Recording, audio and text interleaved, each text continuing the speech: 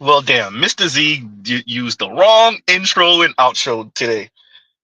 Oh, man.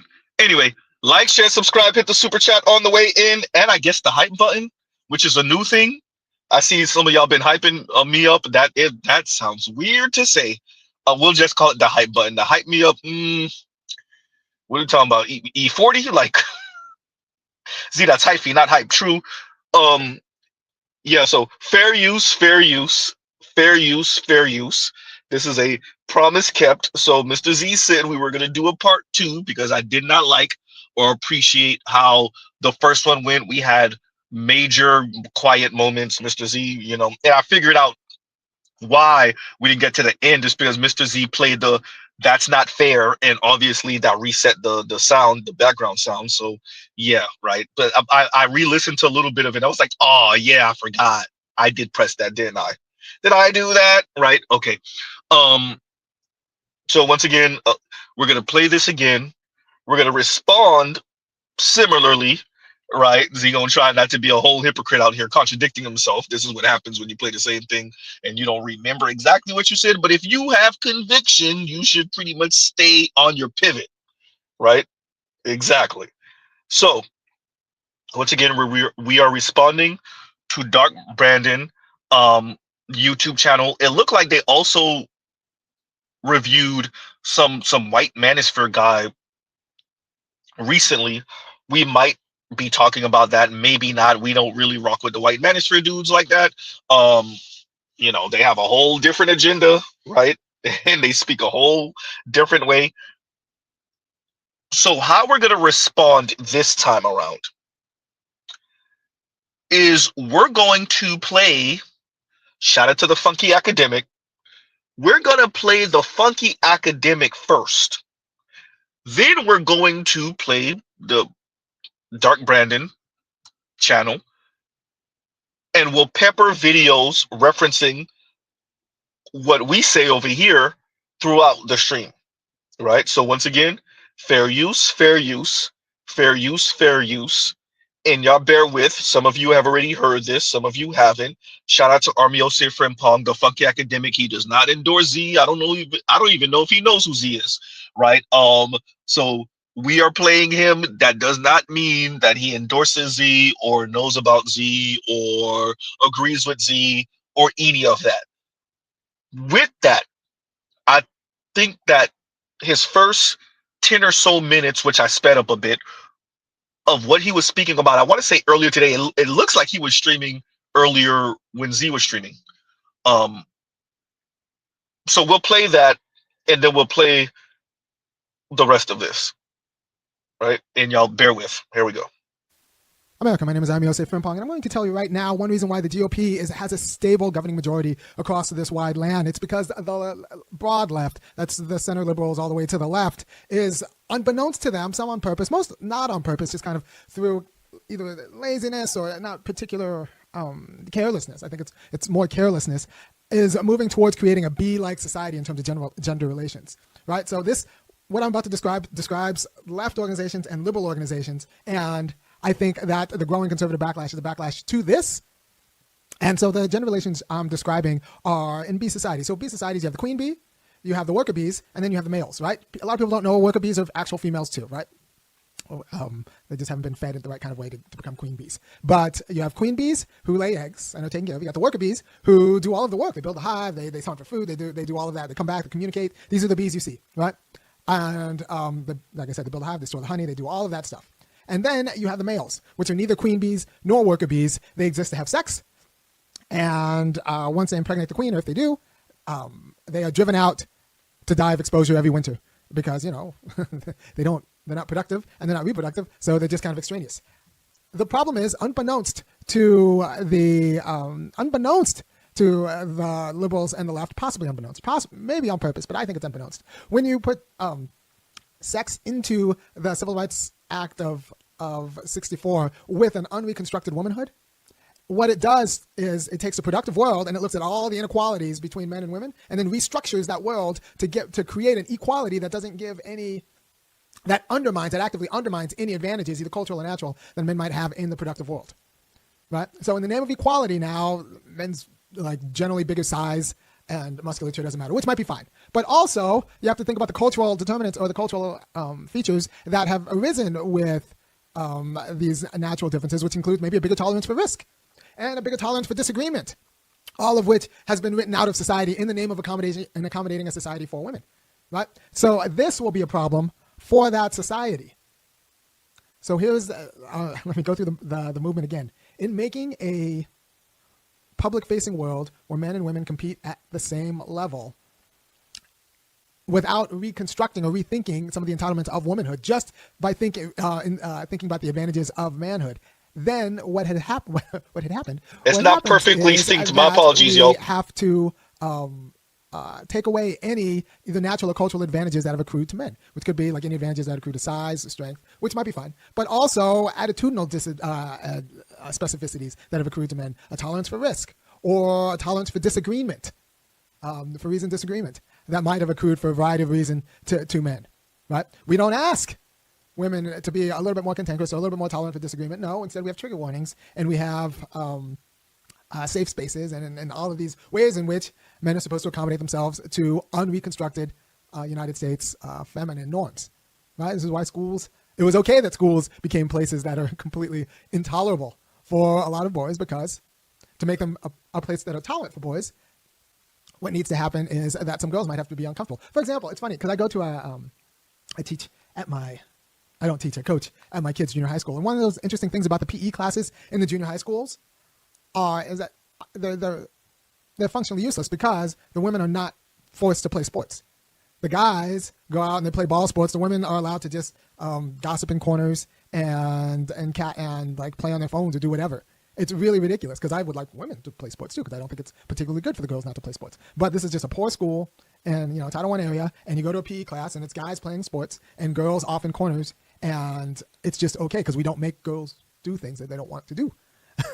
And that is inappropriate, I think, physically. So I think you need to if you're going to push for equality in public-facing ventures, which I think you should, you needed to actually reconstruct womanhood in a way that took on some masculine features, but dealt with this taste for risk and a tolerance for disagreement. Or you make these public spaces places where where risk is stigmatized and disagreement is stigmatized, which is your local Democratic Party meeting. Which is why, for example, you can have a more spirited discussion over at Fox News than you can at MSNBC or whatever. You can actually get through the arguments. Or NPR. You can't have a spirited discussion at NPR. Right? I've been canceled going on to NPR many times. Some well-meaning person will invite me to speak on NPR, and then a day before I'll get an email saying like, well, we talked to our bosses, and it turns out that we can't have you on because, I'm a misogynist, or I'm blank, or I'm too hot on this issue, or I'm too hot on that issue. In other words, they talked to some very wealthy white woman, and like she freaked out about the idea of me talking, and so I get canceled. A taste for disagreement. But that never happens when I go on the Fox News show. And on the Fox News show, I actually don't agree with those people. But they will have me on because it's a more masculine environment and there's a taste for disagreement. They'll actually have me on. So, and this pervades many industries that welcomed women in, but then changed the culture to accommodate a kind of unreconstructed womanhood, which isn't particularly great for not just great, it's not great for guys, but it's not particularly great for the given industry, even abstracted from gender. Apparently, arguably this happens in law school and med schools and stuff like that with deleterious effects on the overall product, but I'm not going to speak to that. But we need to think about what it means if what we do in the name of equality means gendering industries in a way that is conventionally good for women and takes away any specific advantages that have accrued to the culture of masculinity. And what I would say is you have to actually women have to be uncomfortable. You need to act if we're going to degender these spaces, then we need to expect some of the privileges of womanhood to go the way of the dodo bird before society goes the way of the bees. And make no mistake, I think that the current GOP governance is a backlash to this. Black men have been used to this, but a few too many white guys started getting treated like drones, and they did not like it, and so we have this gross backlash because we didn't understand that the center and the left would casually, in the same way they casually close schools, would casually turn this into a bee society. In the same way, these are the same people who casually like to shut down schools without thinking about it. They would casually render males disposable, and then be like, "Ooh, I didn't know that we did that." By the way, if you appreciate, Yeah. What was Z's title again? Oh yeah, we're not going to be your community eunuchs. So if you have the men that are here to provide the seed, giggity, what are the rest of us supposed to be doing exactly? Oh, upholding the society, doing for women and children that we don't have. Huh. So a few men get to seed up women. Oh, there's a pun in there. Huh? And then the rest of us are supposed to do what exactly? Oh, yeah, I forgot. Growth and responsibility. For who exactly? I mean, for the societies. I mean, I mean, I'm pretty sure that if you're a good enough guy and you have personality and you're likable, one of these women end up with you.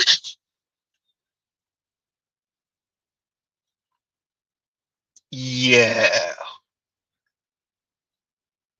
So it's a great thing that Mr. Z decided to do a part two because Army said what Z was trying to say, but far more articulately, of course, philosopher and whatnot, right? Shout out to Army Osei Frimpong.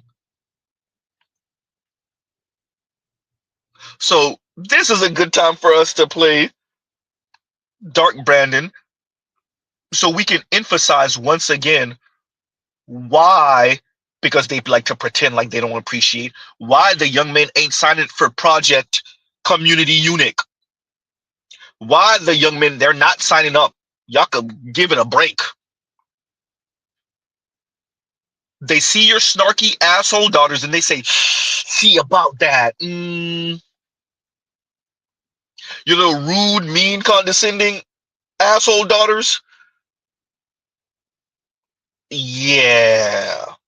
As he said earlier, the top 20% of women, top 25%, maybe even 30% of women, they will be married. They will get married. Some of them will stay married. Why does marriage matter? It's a signal of stability. All the rest of the women are going to be out here freestyling,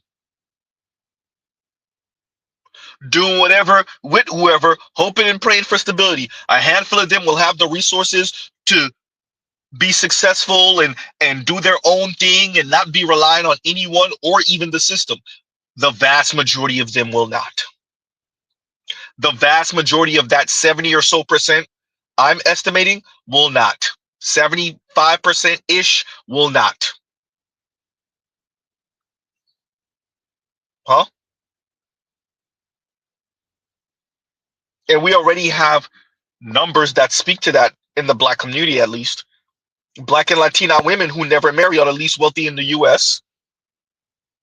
A disproportionate number of black women are kinless as they age. Advocates say they deserve a social safety net too. Don't worry, that be visiting a community and a race coming near you. Shout out to the Latinas, shout out to poor and lower middle class, well, not even lower middle class, poor and working class Asian women, yes, even them.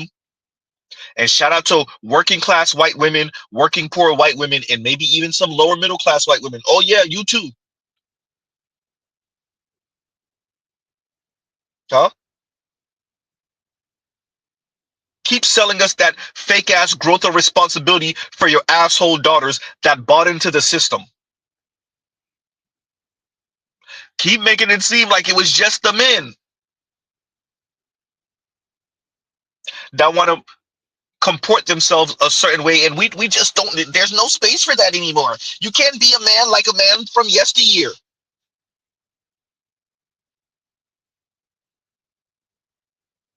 So continuing.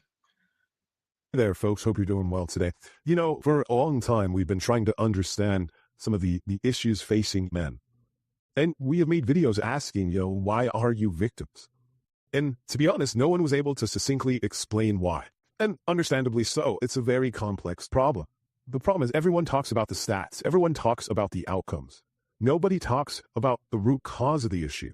Yes, we know men are falling behind in school. Men are lonelier, more depressed, dying young, less likely to marry, more likely to live at home, more likely to overdose, spiral, lash out, or disappear. As if these symptoms explain the disease. And yes, people like Scott Galloway have good ideas and insight, like encouraging young people to go out and hang out at a bar and have a drink and make poor decisions with someone, i.e. go have a one-night stand. But again, few ask how we got here, because that means That i.e. go have a one-night stand, the way you said that,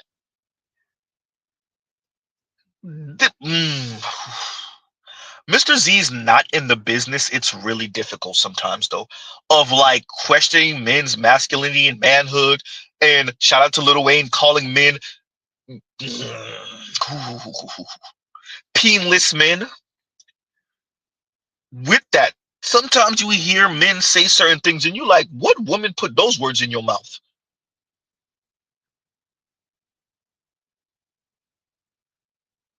I.e., go have a one-night stand. Huh? What Midwestern white mom put those words in your mouth?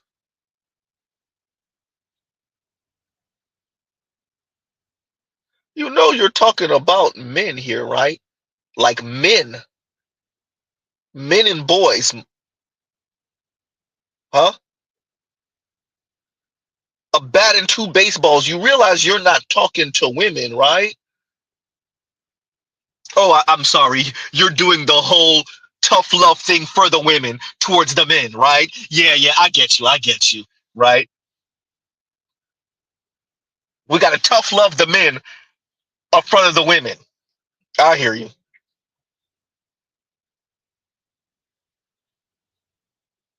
Continuing. questioning power, naming systems, and letting go the fantasy that men were always supposed to come out on top for just showing up. This isn't This is such a feminist take.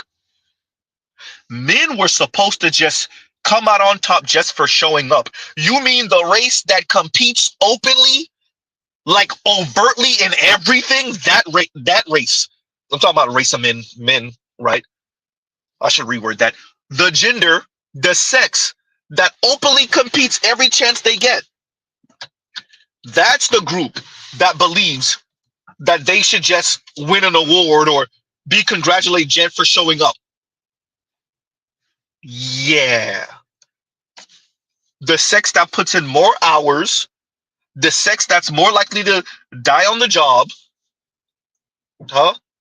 The sex that mainly is the group that maintains the physical infrastructure, the sex that's more likely to do the dirty jobs, that sex believes that they should be rewarded just for showing up. They should win first place just for showing up. Yeah. Oh, this is a super feminist take. With the snark and the misnomers and the weird ass one-liners that nobody said or claimed. Oh, this is such a feminist take. Huh? Continuing. a sad story about confused boys. This is a reckoning with broken promises, political betrayal. And this is what happens when a culture sells identity like a drug and blames everyone but itself when it crashes. This isn't about rescuing men from a Wait, selling identity like a drug. Wait, so the girls weren't sold identity like a drug?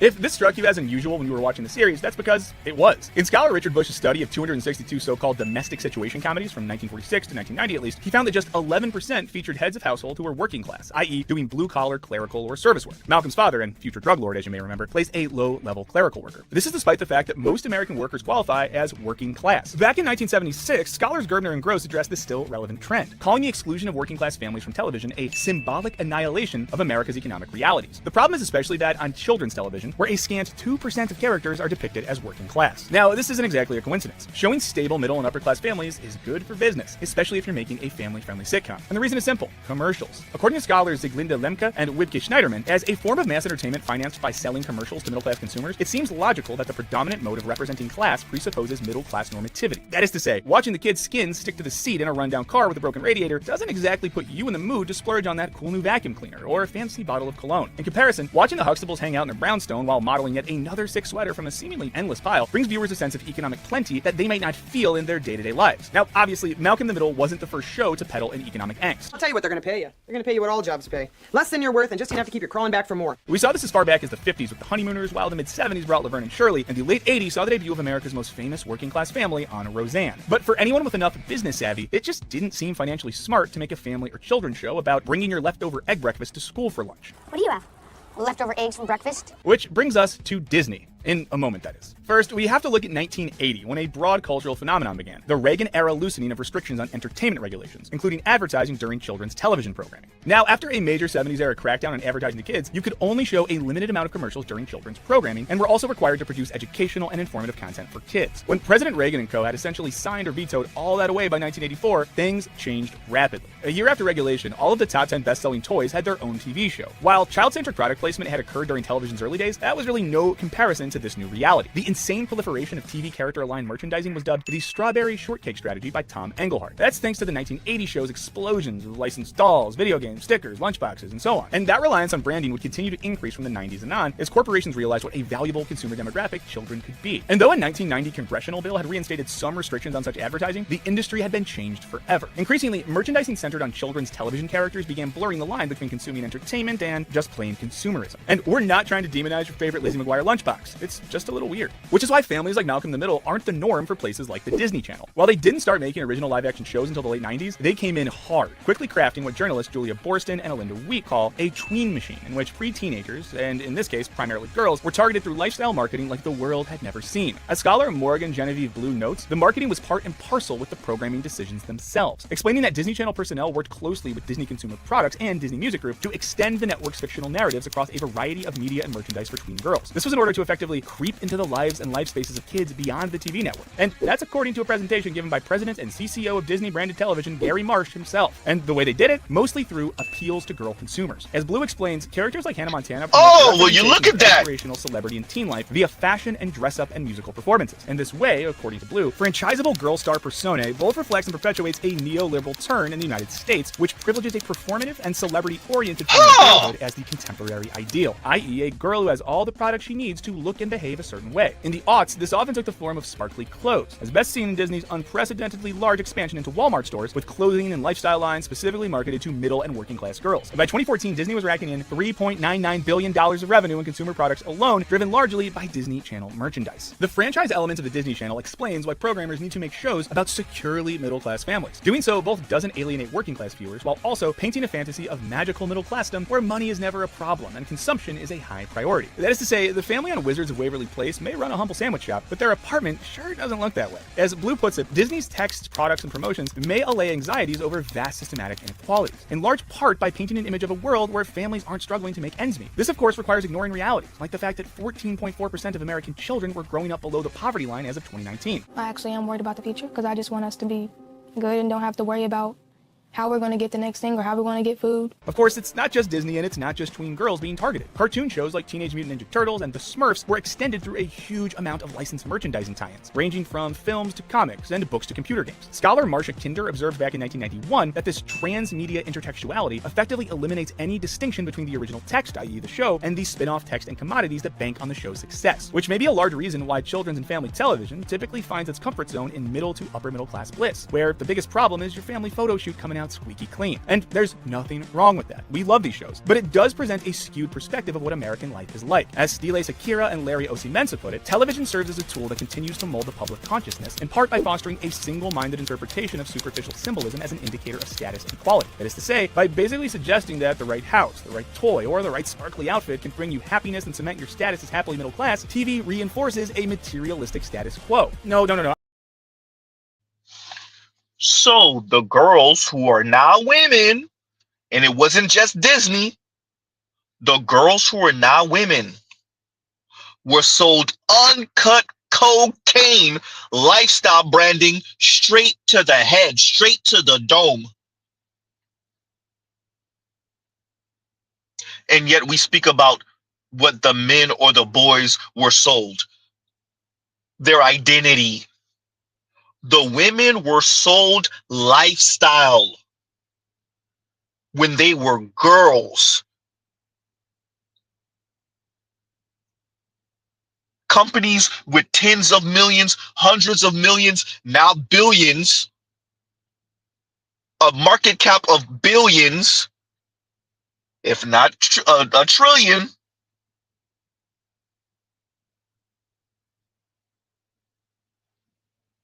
You have middle-aged and old men, old white men, selling girls lifestyle, studying them and knowing exactly what to sell them and how to sell it to them.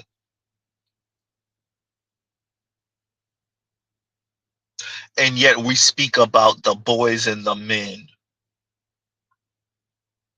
and how they act because they can't perform a particular way.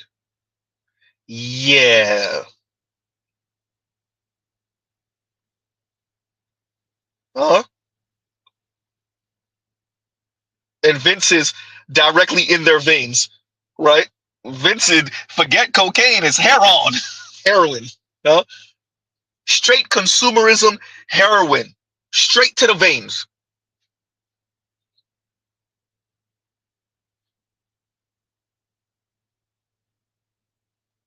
See, when you put your thumb on the scale for one side because you're a intersectional junkie, and that's the only way, that's the only lens you can see the world from, you don't appreciate what the boys and the men are running into. And we'll get to it. Continuing. But itself when it crashes. This isn't about rescuing men from obscurity. It's about exposing what collapsed underneath them and why some have chose to weaponize that collapse instead of rebuilding it. So let's go deeper. Past the stats, past the podcast bros. And We're going to have to get this out early.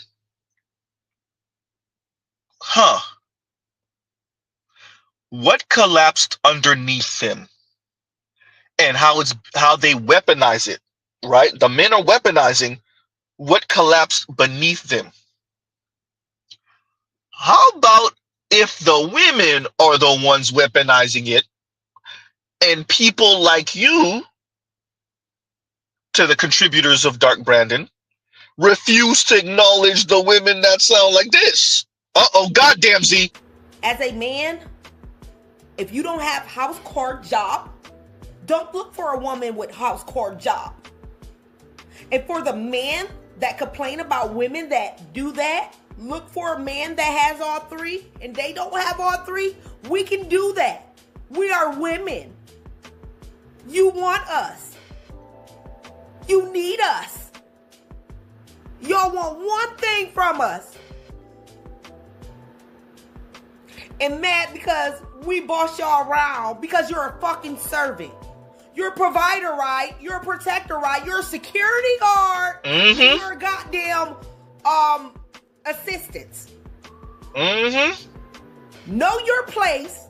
Stop being contradicting. And bow down. Because I'm sick of it.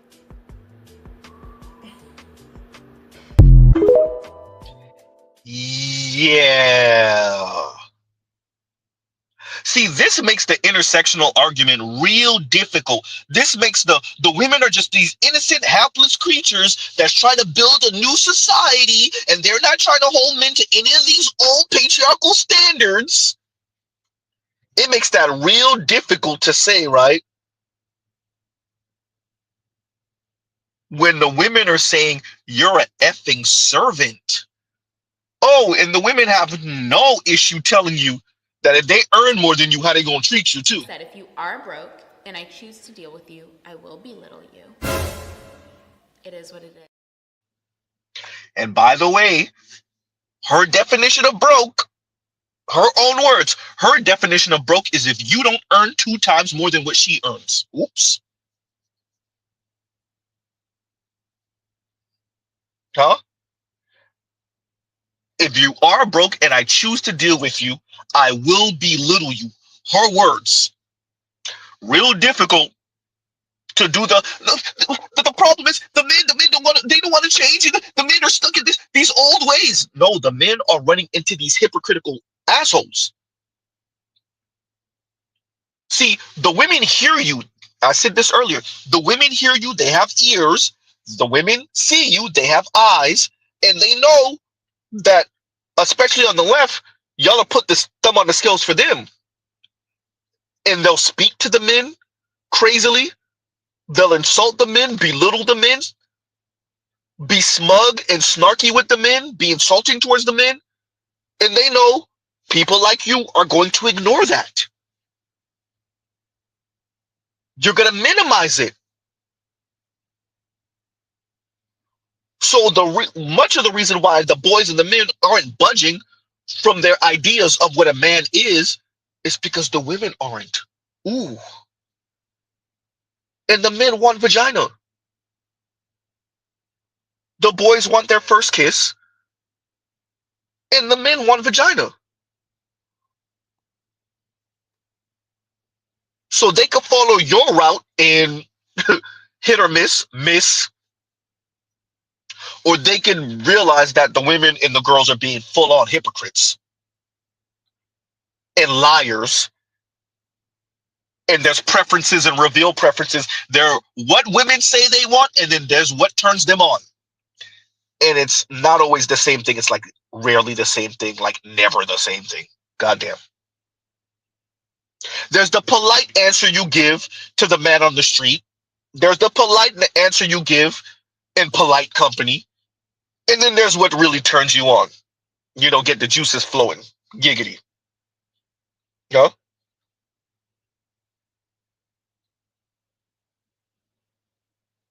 Continuing. Lie and what comes next. Chapter 1. The Golden Era That Really Never Was. Let's go back. Post-World War II America. Factories buzzed, wages grew, you could support a family with a high school diploma and a strong back. The American dream had a blueprint, and it was written in sweat, steel, and seniority. But the deal? It was exclusive. White men mostly were the ones invited in. Everyone else? Outsiders to the dream. Supporting characters at best. Still, for those who got the invite, the script was clear. Work hard, be the provider, keep your nose clean. You'll get a house, a wife, a pension, and a little flag to wave at the barbecue. It was a simple story. Too simple. Because it left out what made it all possible. Exploitive capitalism propped up by union muscle and racial exclusion. And it pretended this golden era was eternal when it was a blip. The 50s weren't the baseline. They were the mirage before the hangover. America was in a very unique place with capitalism, with a booming economy. But all of that was going to change. Because once corporate America decided labor cost too much, they packed up the dream and shipped it offshore. Automation replaced hands. Deregulation cut safety nets. And Reaganomics lit the fuse. But the story never updated. The economy changed. The culture changed. The world changed. And so all of these men trying to build a future in a system that was already sold off, they feel lied to. But here's where it gets dark. Yes, but the standards on the men didn't change, particularly from our society and the women. I agree with him on his analysis. But in your attempt to say, no, it's the way you're thinking about the world. It's society and the men. Aren't women part of the society? Why don't you mention them by name? You're saying society and you're saying men, but you ain't saying the other half of the goddamn population. We're just going to pretend like they don't exist. Once again, we're not going to be your community eunuchs. What you're describing is accurate. That window after World War II, accurate. Everybody agrees with that at this point.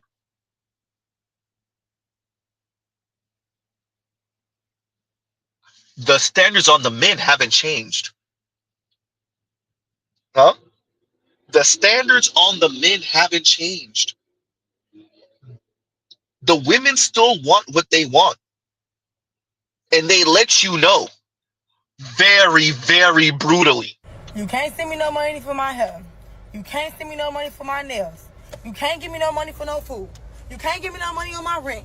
You can't give me no money on my car note. Can't give me no money on my car insurance. Can't give me no money on my phone bill. Can't give me no money on my light bill. Can't give me no money on my gas bill. All you can give me is dick. Bitch, get the fuck away from me. That's all I want to hear is you get the fuck away from me, bitch. Because I don't want to hear shit and you can't do shit for me. Fuck, I look like out here just giving my coochie up and you can't do nothing for me. You can't buy a bitch nothing to eat. Let's be for real, like, fuck out of here. Fuck out of here. Fuck out of here, nigga. Move the fuck on and move the fuck around because I'm ready to move on and move the fuck around too. Like, you say to me, oh, can I get some coochie? No, bitch, can I get some money? Fuck. So I gotta pay for cat? Yes. Yes, at this point, this pussy is for sale, bitch. You want some of it, you gotta give some money for it. I need nails, I need hair, I got bills, bitch. Oh, she's not the only one. Once again, Niggas be so quick to let me take you on a trip. Let me take you on a trip. Pay a fucking bill. Pay a bill. Pay a goddamn bill. Always begging. Damn. Can we get on the phone? No, get on the phone with billing. Don't talk to me. Talk to billing. huh? Yeah, so the men are running into that in various degrees, huh? It's not just the black women, no, the white women are talking similar. They may not be using as much profanity, but they're bartering the vagina also. In honor of me graduating college this week, I was like, you know what? We're going to rip the Band-Aid off. We're going to check our student loan debt. And I, kind of at a ballpark range, like I knew how much I owed, not down to like the exact dollar amount. I'm the type of person who gets nervous to check their bank account after a weekend out. So I took a look. I took a hard gander at exactly how much money I owe. I'm going to die with it. Like I can confidently say there wasn't even like a panic. It was just like my heart sank to my I'm gonna die with it. Like I don't know any way I'm gonna be able to pay that off other than selling my organs on the black market. This is why I don't understand why people shit on sugar babies, because like I could get this all paid off tomorrow. Maybe not tomorrow, but you know what I mean, like within the year. If I just found a rich man and everyone's like, patriarchy, don't work for them. Ask not what you can do for the patriarchy, but what the patriarchy can do for you. If it benefits me, then maybe it's not the patriarchy, maybe it's just a helping hand. Yeah. You see, once again, when you see things through only one pair of lenses, or just the one pair of lenses, everything got to be filtered through that intersectional lens where the women are just trying to live their life and go to school and get their education and get their career started, be career women and be assets to society. And the men, on the other hand, are trying to drag us back to the 1950s, where women were barefoot and pregnant and they couldn't decide on what they wanted to do with their own bodies. And then we put the microphone in front of average women who aren't rehearsed. Oh. Huh? Then we put the microphone in front of average women who aren't rehearsed. Oh, wait, Z still said that wrong. No, the women put the microphone in front of themselves. There's a pun in there. The women record themselves. Oh, man. Talking about how they see men and resources. And it doesn't sound anything like, well, those of you who are dark branded. Huh? It sounds more like this. The only time having a boyfriend is worth it is when he is able to fully support you and pay all your bills. I said it, and I'll say it again. The only time a man who is your boyfriend, he's not your husband, if you're gonna be a girlfriend to someone, he needs to be paying all your bills. Otherwise, why is he there? What is his purpose? If he's not, he's just a boyfriend. Meaning if he leaves you, and a boyfriend is not a legal title. If he leaves you and promises you marriage, leaves you with nothing, you get nothing. But if he's paying all your bills, you're able to save money, you're able to invest into businesses that you want to do. If he leaves you, you're leaving with something else at the end of it. I guess we're throwing love out the window. The only time having a girlfriend is worth it is if she's giving you bedroom fun whenever you want, cooking, cleaning, and shutting up, and knows how to be a man's peace and not a burden. I said this earlier, let me say it again for part 2. When we have this conversation, we speak as if the man spoke first. We don't speak as if the man is responding to the woman. The clip I just played. He played her, then he spoke. Appreciate that in our society, we speak as if the men are coming out the gate. Well, all right, then. No, the men are not speaking that way. The men are responding to the environment, to the women who are saying, oh, by the way, you just nothing but a walking ATM machine and an overglorified bodyguard. I just want you to know. Like, that's the primary thing. All the lovey-dovey stuff, yeah, that could come second, third, fourth, fifth, eighth, 12th, 15th, 100th. Appreciate your primary duty is provide, protect. But now that I'm a modern woman, I need provision and protection at the highest level. And I need you not to exercise any of that power the second you walk through that threshold. The second you walk through those doors, you're no longer big and bad.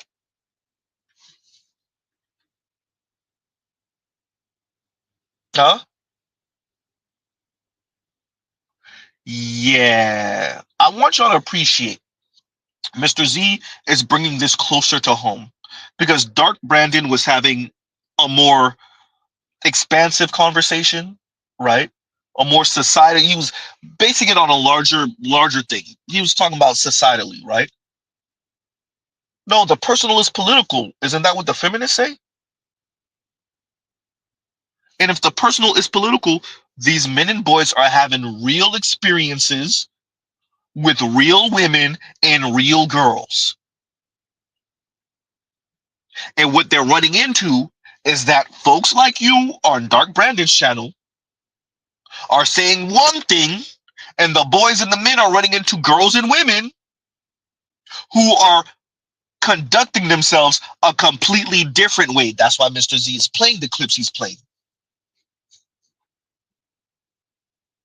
Huh?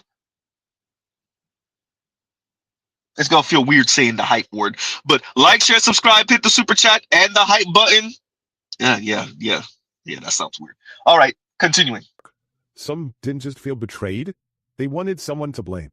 And instead of turning that rage upwards towards the CEOs, the lawmakers, the system that sold them out, they blame women, they blame the immigrants, the gays, the trans, because it's easier to punch down than look in a mirror and ask what masculinity means when the factory's gone and the house costs $500,000. Punch down.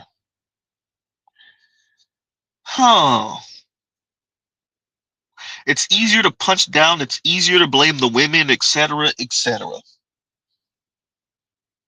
Meanwhile, we have women extolling the virtues of being mean to men. And you want to talk about punching down? I do believe genuinely that there needs to be a public works department that is dedicated to being mean to men. Like Parks and Rec, like sewage, like being mean to men. Or we could laterally integrate, whatever that means, I don't know what that means. We could laterally integrate being mean to men into these departments, like pick up the trash, degrade a man, you know what I mean? Clean up a park, insult a man. We've said it time and time again. Women in a relationship with a shitty man, we turn him into a good man for the next woman, right? What if we all just collectively, because what's happening in those relationships is we're bullying them. That's what's happening. What if we all just did that? I do think that is what keeps the world safe. The world's not even safe, honestly. But I think it will make the world safer. I think it is akin to picking up trash on the side of the road. Yeah, I think being mean to men is like picking up trash on the side of the road. It's something that has to be done to keep our streets clean, clear, and kind. Someone's got to do it. Bully a man, save a woman. She's openly talking about bullying men and being mean to men. We need to be mean to men. You want to speak about punching down, Dark Brandon. Oh, but wait, she's not the only one. The problem is we don't have enough women disrespecting men. We don't have enough women humbling these men and putting them in their place. We need to start making these men feel worthless because they are, okay? Call him a bitch. Disrespect him. Put him down. Make him feel bad about himself. Like, what's going on here? I feel like we're losing the plot. Like, I'm seeing too many marriages and too many people getting in these relationships. That's why these men think that they're the prize. Because y'all are putting them on this pedestal, making them feel like they're the prize. No. It's your job as a woman to put that man down and put him in his place. Treat him like the animal he is. Treat him like the animal he is. And it's funny because it's not just the men who see how mean the women are and how they're conducting themselves.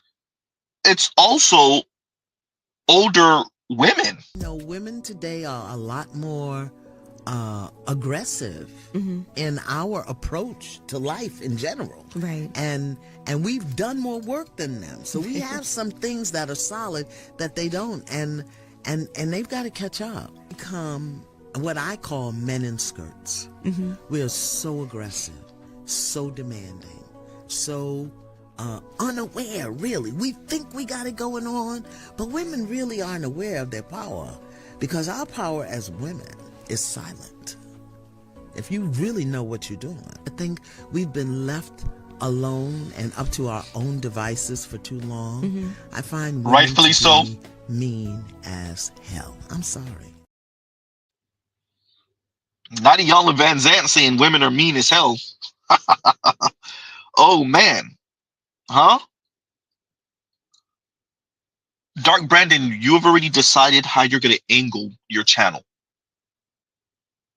Right? You've already decided that we're going to absolve the women of any of this conversation about gender performance and expectations on the opposite sex concerning relationship, concerning their role in society and their role and obligation to the opposite sex. You've already decided which side you're going to pick. That's cool. What Mr. Z is showing you is what the cost is going to be. Oh, we walking into that. And it's just full of despondent, indifferent, and apathetic men. And women getting pogo sticked in by that same few handful of men, hoping to be shows. A bunch of women just being, and by the way, nameless, Armio say Frimpong took your beehive analogy and ran with it.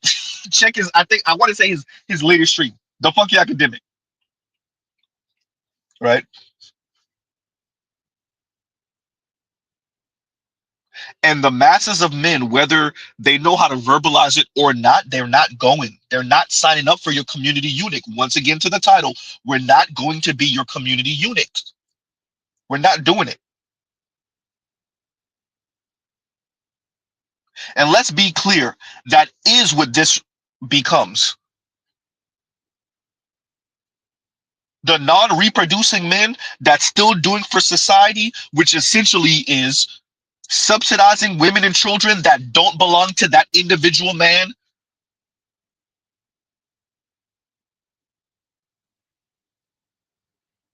Yeah, we're not going. The men are not going. Huh? Continuing. Men weren't broken. The fantasy was. And so I guess it's all pretty simple. As we see these business owners and CEOs become more greedy and desire more profits, we see a decrease of wages and outsourcing of jobs, all in a desire to lower costs and maximize profit margins while screwing over the little guy, i.e. capitalism. But it wasn't just that alone. They needed Ronald Reagan to lower taxes for the wealthy, then destroy the middle class. Chapter 2, Reagan and the Great Betrayal. Let's stop pretending this was an accident. The working class man wasn't simply left behind, he was sacrificed by design. Cue Ronald Reagan, conservatism's wax statue of nostalgia. A guy who spoke like your grandpa but governed like a corporate hatchmat. In the 1980s, Reagan didn't cut taxes for the rich. He cut the legs out from every man who thought hard work guaranteed a future. He waged war on unions, deregulated everything that moved, and handed America's industrial base to Wall Street on a silver platter, all while wrapping it up in cowboy charm and red, white, and blue ribbon. He told men they were the backbone of America, right before snapping it in half. Ronald Reagan decreased the taxes for the rich, going from 70% to 28%. Over the years, this allowed the rich to become the super rich. But in doing so, in acquiring all that wealth, it drained it out of the middle class, as well as the opportunities that have been sent elsewhere. And so the result? A new American gospel. You're not a worker, you're an entrepreneur. You don't need stability, you need hustle. If you're struggling, it's not the system, it's your mindset. And But didn't the women say they don't care for stability either? Didn't they say it's opulence or nothing, extravagance or nothing? Does Mr. Z have to goddamn play the wisecrack clip again?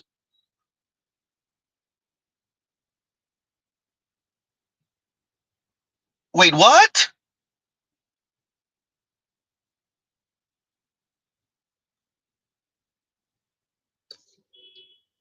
Yes, stability at baseline is the goal. With that, we live in a society where we have highly, highly aspirational, delusionally aspirational men and women, particularly women. They're not looking for stability, which in a funny way is causing instability in society. Well, there's that part. But who's counting? Who's doing the math? Who's counting? We gonna leave that on the table. Huh? Meanwhile, as they're looking for extravagance, at least in the black community, they're staying single, and well, black and Latina women who never marry are the least wealthy in the US. There's that part too.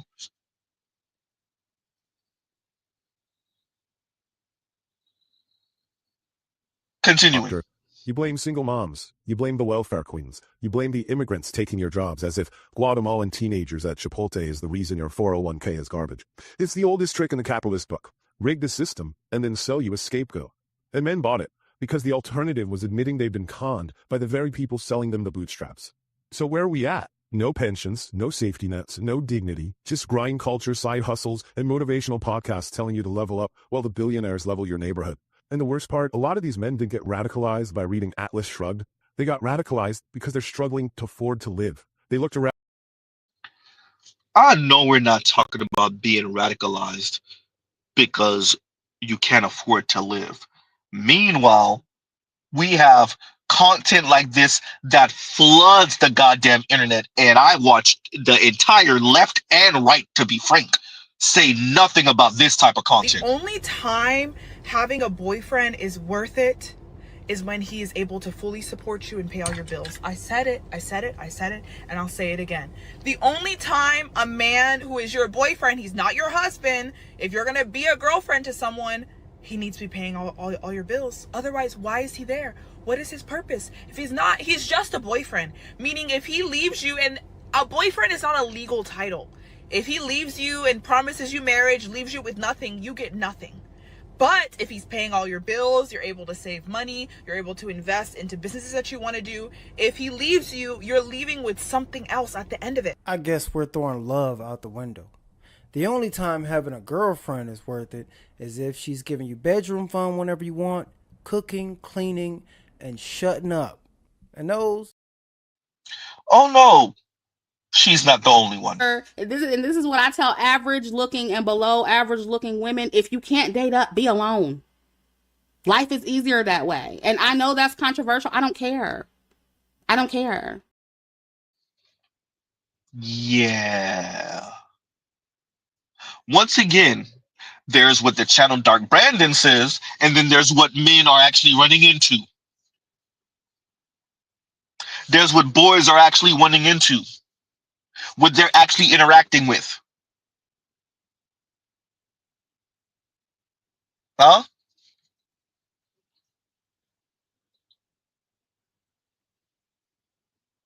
We speak about the anxiety of men for not being able to provide at a certain level.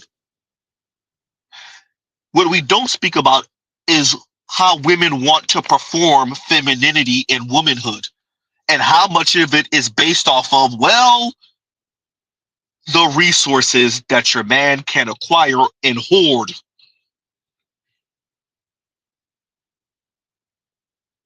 Huh? And whether you want to be around a man who can acquire and hoard as much resources as humanly possible while elbowing other men in the face.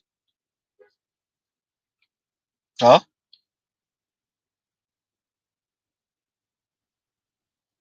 Yeah, about that. Oh, Z, you ain't done yet. Nope. What top tier? Your dick is not equal to my fucking pussy. Point blank, His period. dick ain't equal to your fucking bills neither. God damn. Look, at the end of the day, I ain't Them fucking no bills got broke your ass nigga. name on it. They don't have his dick name on it. At the end of the day, I ain't fucking no broke ass nigga. Do what you want with your pussy. Yeah, you but this don't have to pussy fuck got a no broke price ass tag on nigga. it. Straight You up. look, no, You can fuck a nigga that ain't broke. That's not a problem. But just because he ain't paying your bills, don't mean he fucking broke. That mean it ain't his goddamn responsibility. Your bills got your name on it. It don't have his dick name on it. Okay, you're right. I land my plane. You see how that mouth? Yeah. Once again, I'm playing mainly black women because I'm a black man. It's fascinating when you hear these folks talk. This is why Mr. Z says the outliers are doing too much talking. These outliers in their well manicured, pedicured, sanitized spaces wax poetic about what should be and what is and what the men should aspire to. And the men who want to have sex because they're adult men with libidos are running into the women that speak like this. In various degrees, maybe they're not as crass, maybe they don't use as much profanity or any profanity. But the mentality, oh yeah, that's still there. The quote unquote standards are still there. What a man should be and what a man is, oh yeah, that's still there. Meanwhile, we have these outliers telling you to leave that alone. That died in the 70s or something. That died in the 60s. You just haven't caught up. Huh?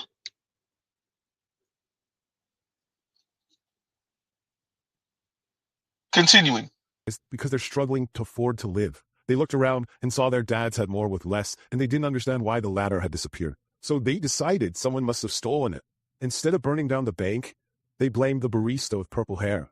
And so this isn't masculinity, this is misdirection. And if we don't start naming who really stole the future, we'll keep watching angry men punch ghosts while Elon Musk and Donald Trump count their money. Chapter 3. The Masculinity Vacuum and the Cowards Who Rushed In. Let's not sugarcoat it. Something collapsed. Not just jobs or industries, but identity, purpose, and structure. The kind of masculinity American promised, a provider, protector, patriarch, was built on a foundation of economic stability, cultural dominance, and unchallenged authority. Once that foundation cracked, so did the mask. And that silence, left by absent fathers, broken homes, and a system that gutted meaning for profit, there was a vacuum. We didn't fill it with mentorship, community, or tools to rebuild. We filled it with algorithms.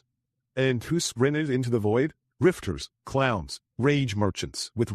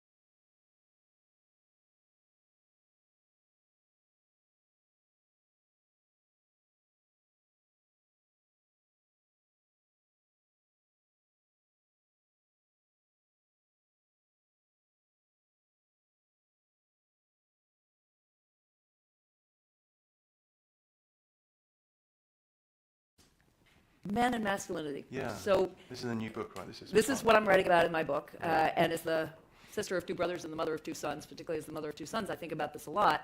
And this goes exactly to truth and lies, because as feminist women, we want to be equal. But if you say to us, yeah, but you know what, male CEOs have full-time caregivers at home. Find me a male CEO who has a family, who has a wife or a partner, who is not the lead caregiver. I defy you to find me that person. So then you say to the same women, so if we want to be CEOs, yes, we're superhuman and all that stuff, but you know what? Actually, you can't really expect us to do 24/7 jobs any differently than the guys do. So if we're going to be there and we're going to be in those top positions, we need a lead caregiver at home, as I have. I mean, my husband obviously has a full-time job, that's great, but he's the lead parent, because I could not be the lead breadwinner if he were not the lead parent. I simply couldn't. Somebody's got to be home. I mean, even at 15 and 7, actually, particularly at 15 and 17, somebody has to be home. Yeah, right. As we discovered, we saw the Doll's House last night, we came home, our 15-year-olds had been home alone, somebody ought to be home.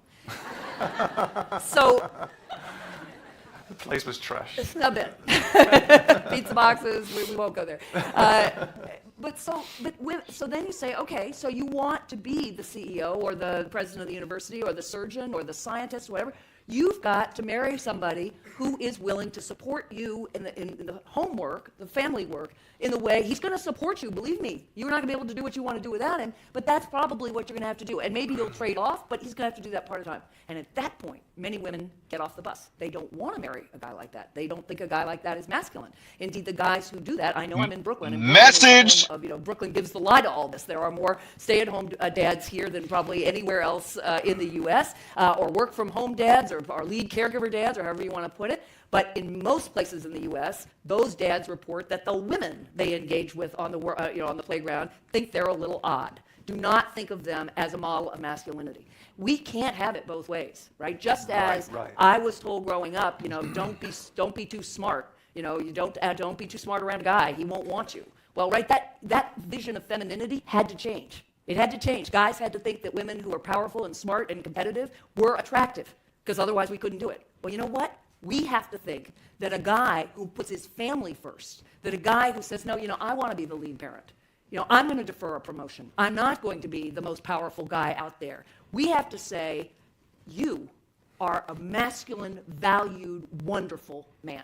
And if we can't get there, we are not going to make this kind of change, because we've gotten as far as we can get without doing that. We've got 15% of unbelievable super women who get really lucky, right, or who have a lot of money, or who are just really superhuman, who manage to make it work, but we're not going to get further than that. So it's really about changing the way we think about it. It's not only, but a lot of it is about changing how we think about men and what we think a masculine, attractive guy is. That's the question for the coming. Yeah. See, Dark Brandon, when you speak, when the contributors on the channel speak, they don't mention this. This is what men are running into. As we tell men to change, men with libidos. As we tell them to not be what women find attractive. Not what they say they find attractive, which may or may not be true, often is not true. No, what they actually find it. As we tell them, you're gonna have to change the way you perform manhood and masculinity. We're gonna have to reconstruct it. As we say that to the men, adult men with sex drives and libidos, you have Anne-Marie Slaughter telling you, yeah, see what had happened was we pushed the men about as far as they were going to go until the women start moving, and y'all women ain't moving. You either want the hyper provider man, no matter where your station in life is, or you want the power couple thing. And see what had happened was that ain't gonna happen for like 85% of you. Well, damn. Huh?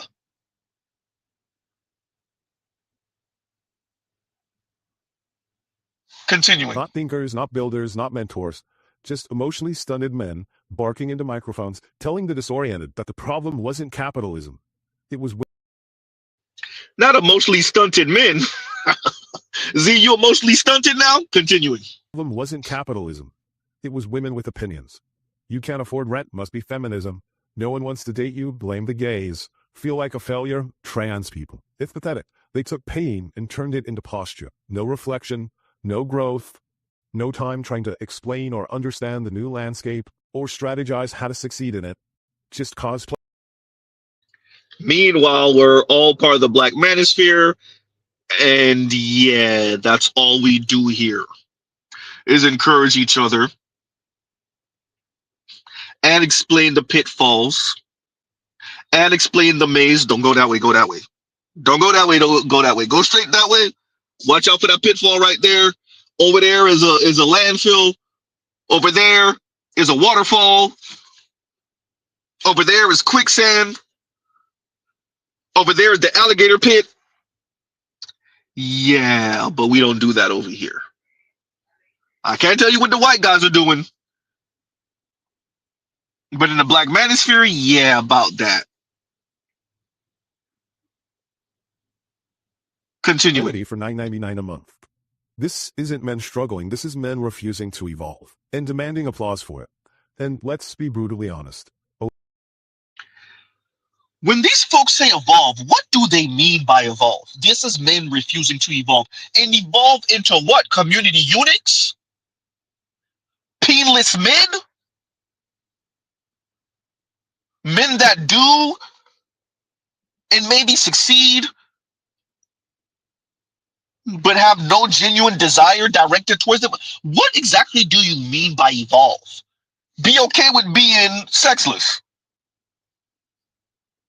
Or be okay with munching on the snatch after the next dude seated her up. Oh, god damn, Z, now you're going to make people throw up. Huh? What exactly do we mean by evolve? Evolve to be okay with taking care of her and the 2 or 3 kids from the other 2 or 3 dudes. Or evolve into being okay with marrying her in her mid-50s after she had fun for 50 years. Huh? What exactly does evolve mean?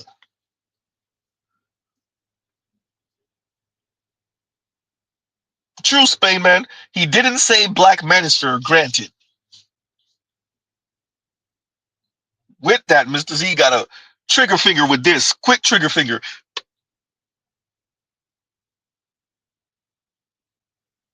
Huh? Continuing. And let's be brutally honest. A lot of guys like it this way. They like the grievance. They like the rage. They like pretending their suffering makes them dangerous instead of just loud. It gives them a script, an identity, a target. Because it's easier to scream about emasculation than admit you've built nothing, contributed nothing, and learned nothing since high school. Yes, some of these people. I said it earlier. Doesn't he sound like Stephen Miller at Charlie Kirk's eulogy? You've built nothing. You've contributed nothing since high school. You are nothing. Wait, I thought y'all was supposed to be on the left. Why y'all sounding like Stephen Miller? Huh? Since high school. Well, man, if you're not a white feminist, I don't know who you are.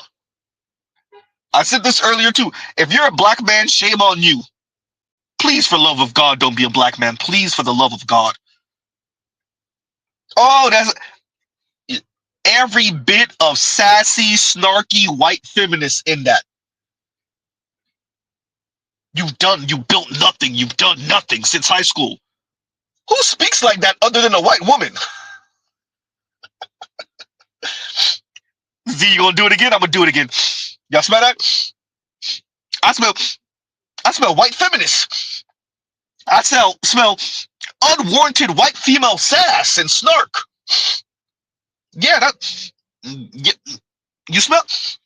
Yeah, because it has a bit of corny in it. Huh? It has a bit of raisin in the potato salad look to it. Huh? Lame. Continuing. It's easy. It's flattering. It requires zero accountability. This isn't masculinity in crisis. It's arrested development in a bulletproof vest. And here's the kicker. They know it's hollow. That's why they need constant validation. That's why they huddle in echo chambers and melt down when challenged. Because deep down, even they could sense it. If your manhood depends on women being beneath you, you were never standing tall to begin with. If your confidence evaporates in the face of empathy, nuance, or someone smarter than you, it wasn't confidence. It was camouflage. Okay, this word empathy that y'all are trying so hard on the left. Do you appreciate what's going on right now with this word empathy and how y'all are using it on the left and the right as a political football? This is super dangerous. On the left, they want you to be empathetic for wayward, snarky assholes. Huh? People that take advantage. And on the right, they say we ain't doing empathy at all. We stepping over dead bodies, homeless. We stepping over all of them. Better go find a soup kitchen. Empathy, that's some new age BS. Isn't that what Mr. Kirk said?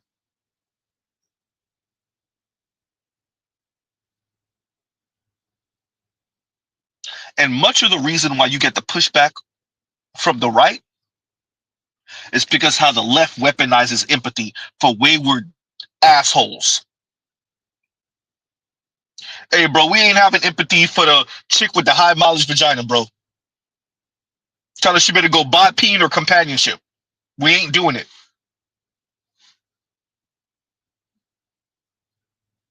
Huh?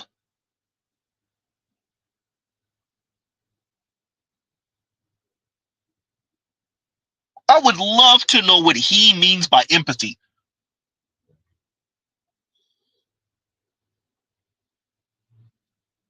Not what your definition of empathy is. What does empathy look like to you? Empathetic towards the plight of others? Okay. Empathetic to someone who was told, hey, you may not want to go that direction. I'm telling you right now. And they go that direction anyway and get their head taken off?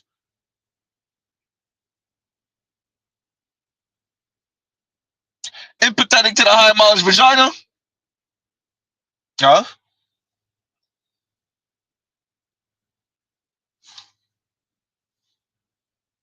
Continuing. It was camouflage. And if your entire personality is not woke, you're not a rebel, you're a slogan in human form. So no, this isn't a sad story about lost boys. It's a cautionary tale about grown men choosing delusion over dignity. And until they stop blaming the world for evolving without them, the only thing truly collapsing. The world evolving without them and choosing delusion over dignity. I know the left concerning women and men relations is not talking about delusion over dignity. Huh? I know that's not what's happening. Huh? Y'all gives you a second because this is not, we got technical difficulty right now, y'all. Yeah, y'all gives you a second. Y'all talk amongst yourselves.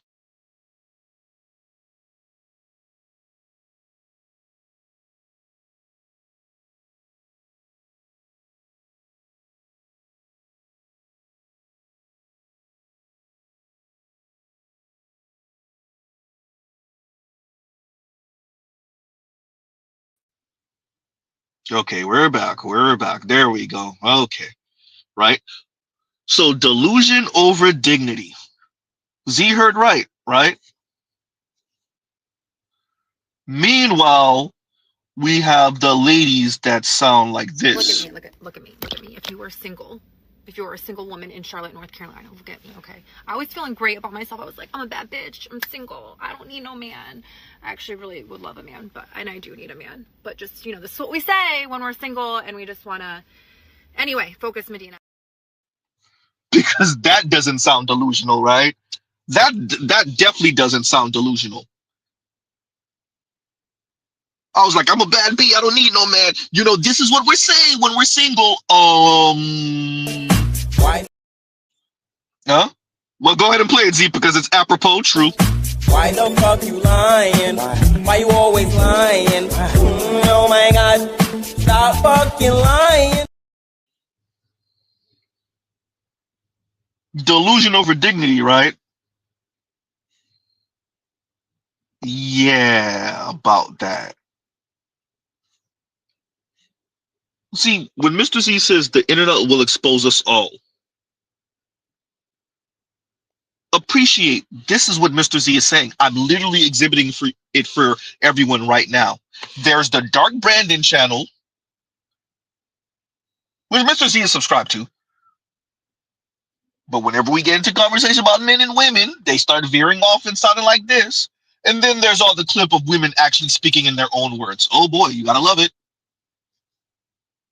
There's your average woman, white, black, Latina, Asian, or otherwise, speaking in her own words. And you know who she doesn't sound like?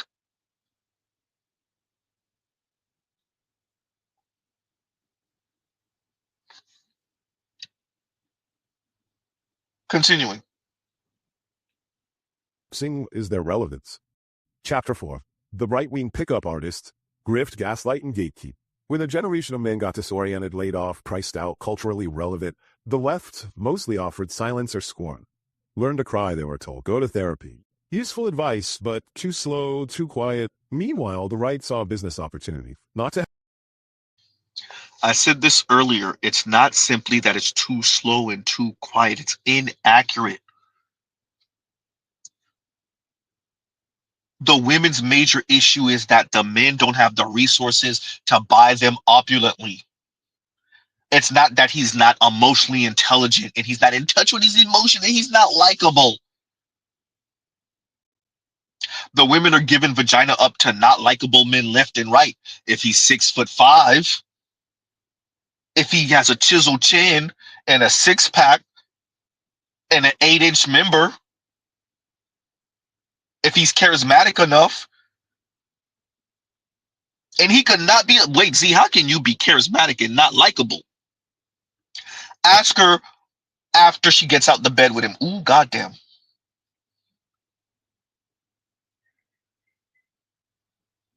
How many dudes been called an asshole after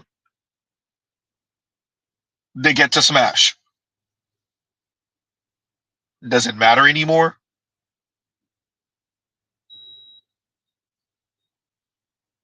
It's not simply that it's too quiet and it's too slow. No, it's inaccurate.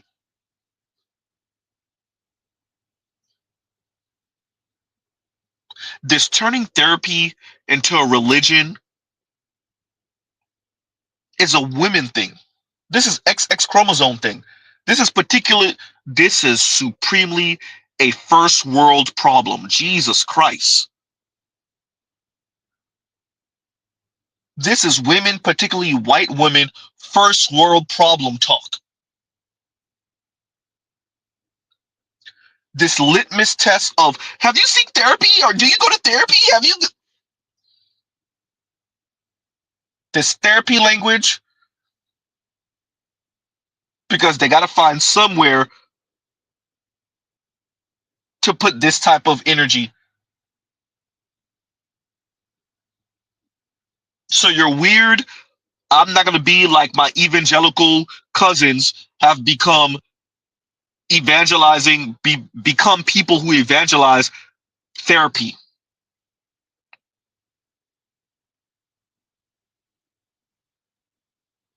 And what about if we just don't buy it? Now what?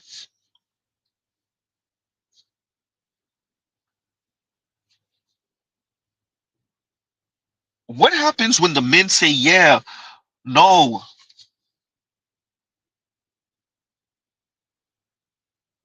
you need that? That's not how I solve my problems.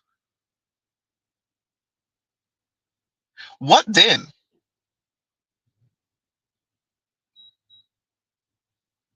How do you maintain a society with what we're going to do is continue to wag our fingers at the men, whether from the left or the right. We're going to continue to tell the men, you're the one who have to do the heavy lifting. You're the one who has to move. It's only two sexes. Y'all could say whatever gender thing you want to say, but there's only two sexes.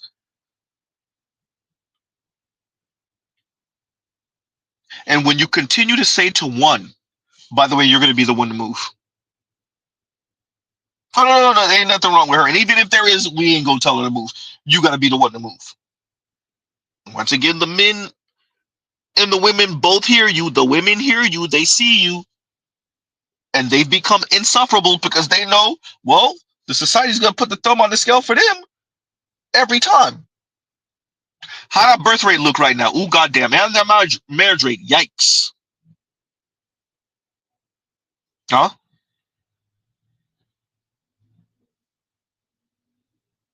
At the foundation of society is family. How are you going to maintain a stable society when you don't got no goddamn families? Z, you said that wrong. True.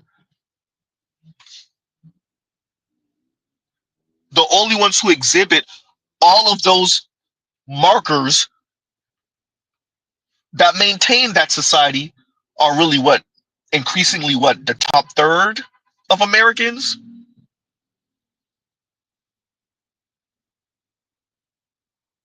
Good luck on that society and stability, though. Continuing. Security. They didn't need facts. They had emotion. Feel powerless? That's because you're under attack. Feel disrespected? That's because women forgot their place. Feel irrelevant? That's because diversity stole your spot. They sold resentment in red, white, and blue wrapping paper and called it masculinity. And the pitch worked because it didn't ask for growth. It didn't ask for change. It didn't ask for reflection. It asked for loyalty and offered ego in return.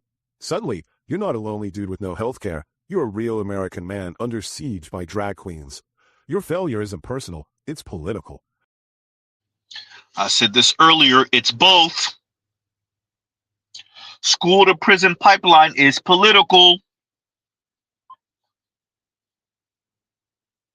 Black boys not being able to read on grade level is political.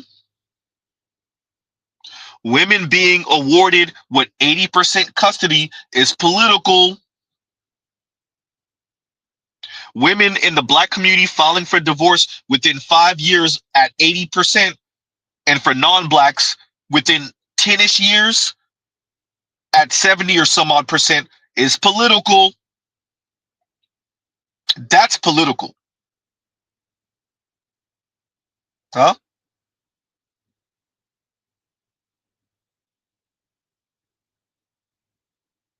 To say that that's not political is to be apolitical. And I thought that the Dark Brandon channel critiques politics and speaks about that. It is political. It's both personal and political. But to poo-poo and dismiss this, oh, wait, I get it. No, we have solutions. We have political and societal solutions for the women. The men, even the ones on the left, are supposed to pick themselves up by their bootstraps. Like, yeah, we'll say, okay, you know what? Maybe it's a societal problem, but you're going to have to pick yourself up by your bootstraps. We only give societal solutions for the women and the children. Huh?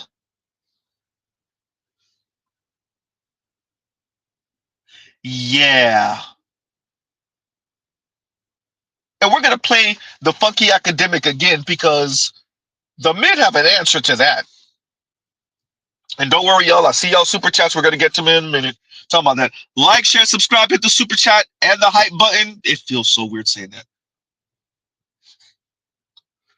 Continuing. Like drag queens. Your failure isn't personal. It's political.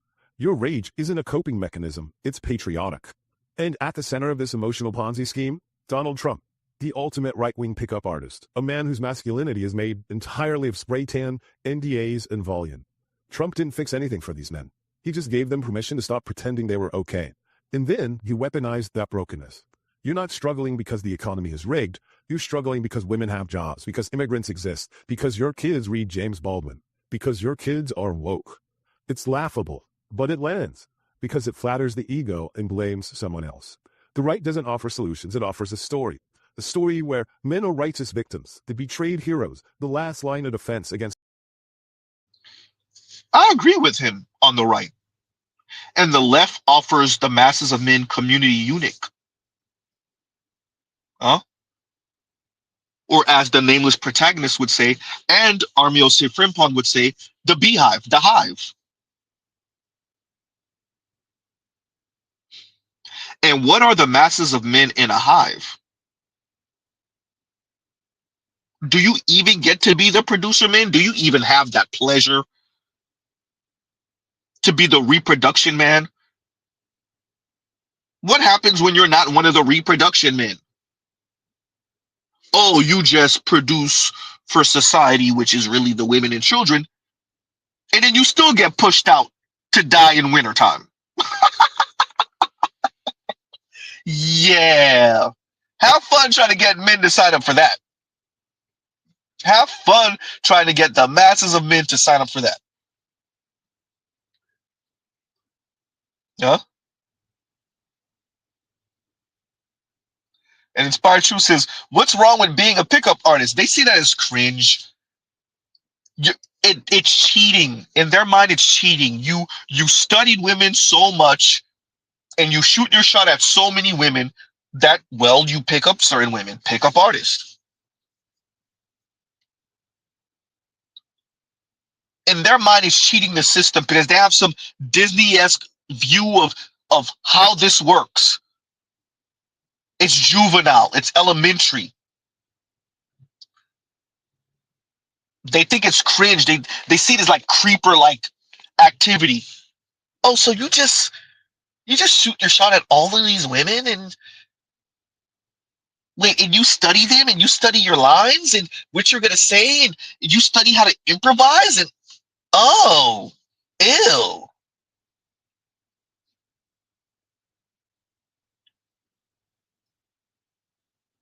In their mind, you're cheating.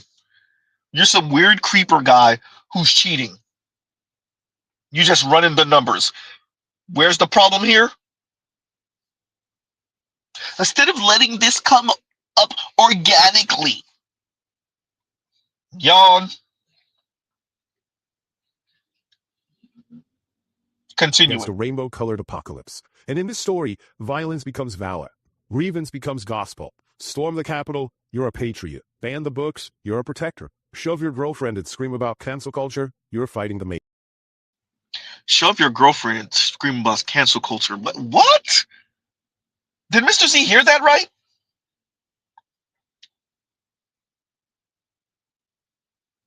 What? Who speaks like this? What man is shoving his girl? What?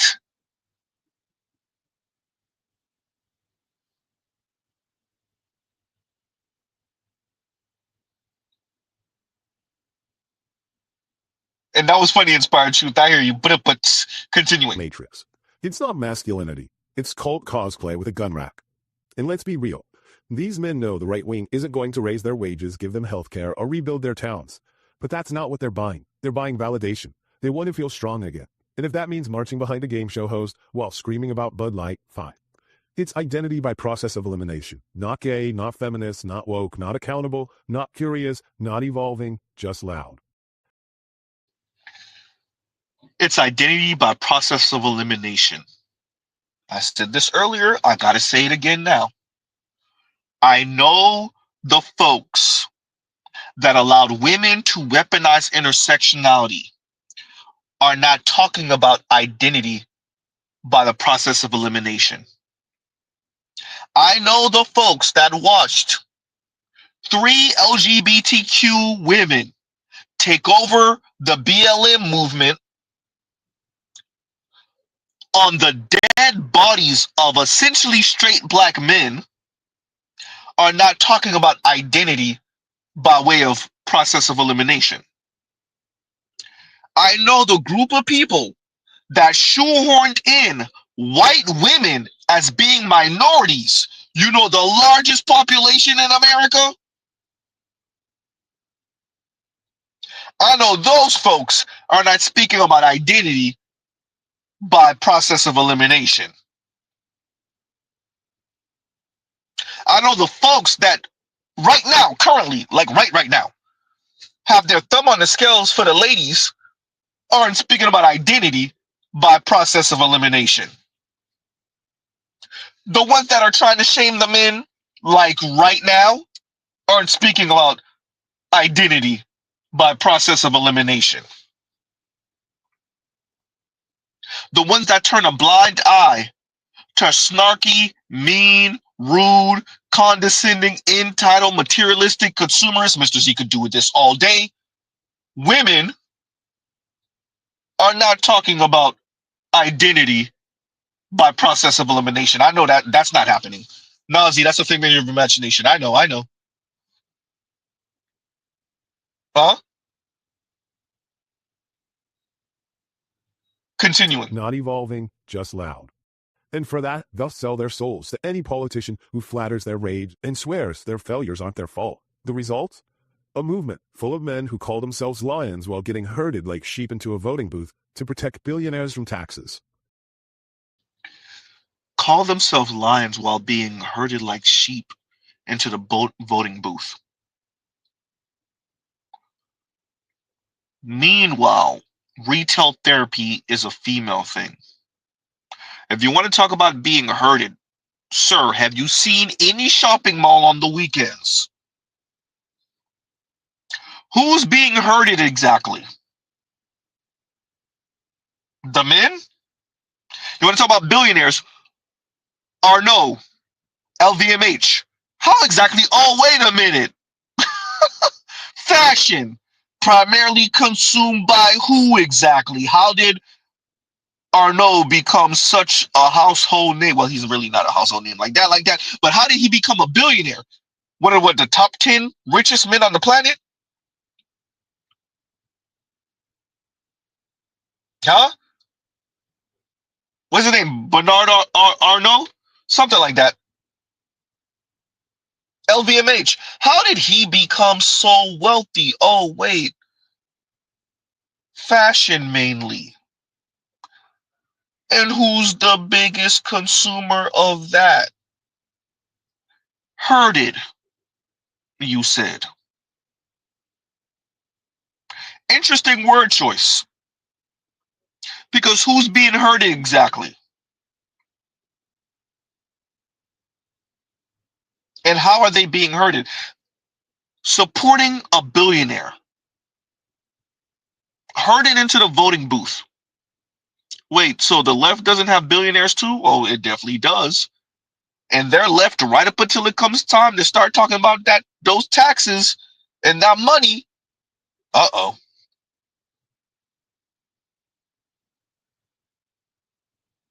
Continuing. It's nostalgia with a trigger finger.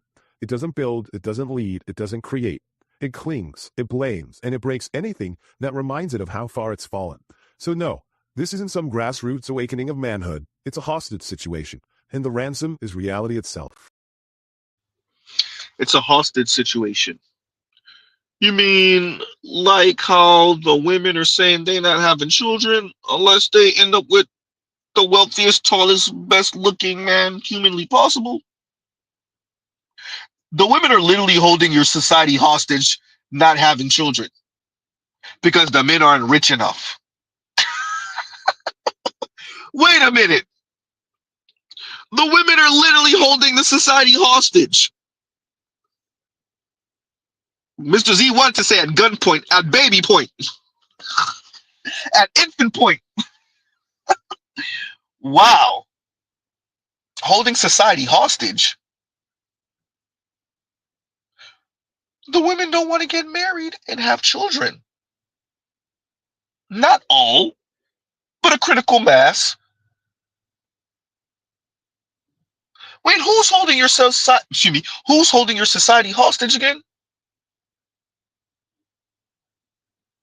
Holding society hostage.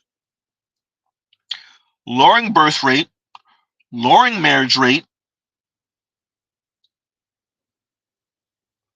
holding the society hostage. Some 45, from what I'm understanding now, closer to 50% of women are going to be single by 2035. Close to 50%. Who's holding your society hostage again? Holding society hostage. Z gonna say it another way. Who that be? Who is that? Who's holding your society hostage? The men?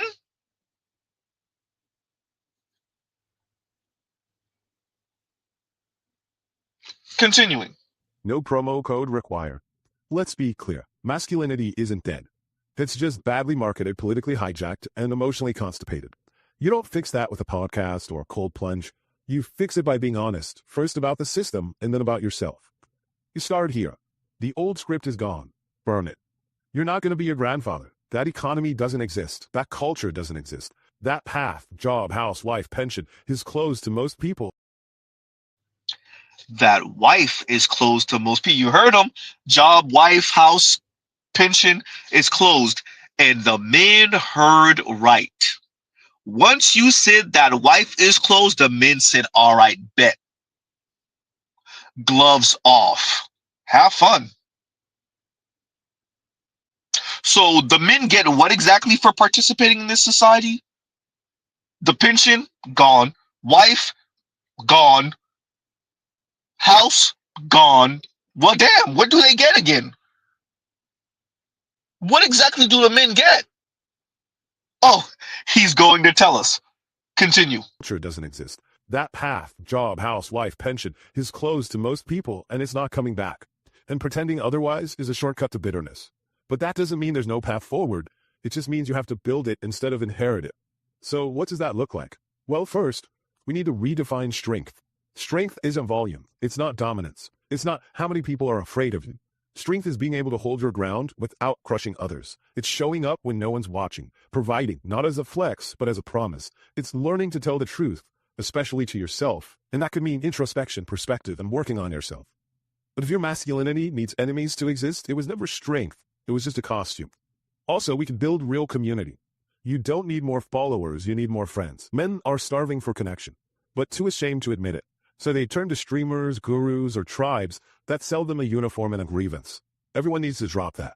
Find people who tell you when you're wrong. Show up when it's hard and make you better, not angrier. A real friend is going to call you out. But there's lots of options. Join a team, volunteer, help someone move, babysit for a friend, be useful. There we go. I told you he was going to say babysit for a friend. How often do men ask other men to babysit? Yeah. Oh, all of this sounds like self-serving, help the women rhetoric. Help the women with nothing, no expectation, no anything. No quid pro quo, no nothing. Just do it because you're a good guy and you're a good man. And, huh?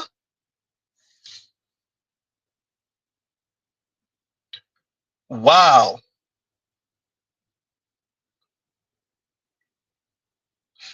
Appreciate Mr. Z is not actually against a lot of what he said on its face. We just know where that ends up.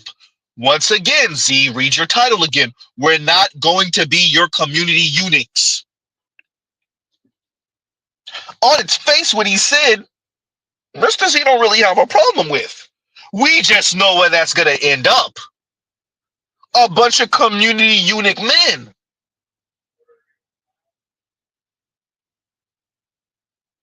Huh?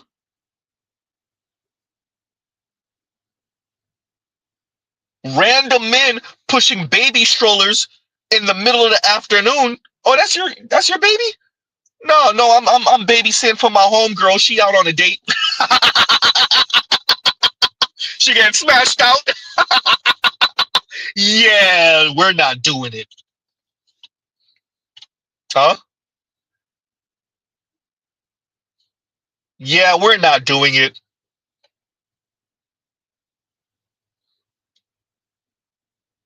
Huh?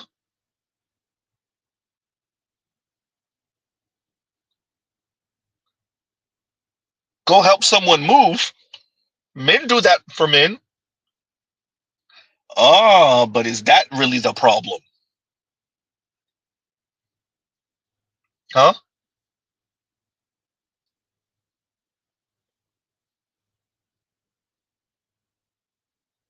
Be okay with being willing to be called out. Look, y'all just want women to be able to talk to men all type of crazy, and men just take it. They ain't going.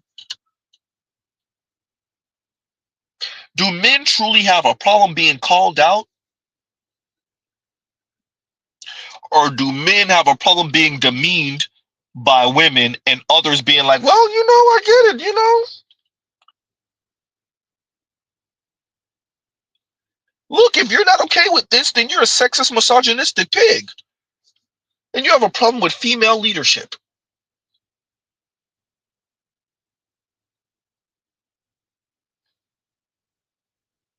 Huh?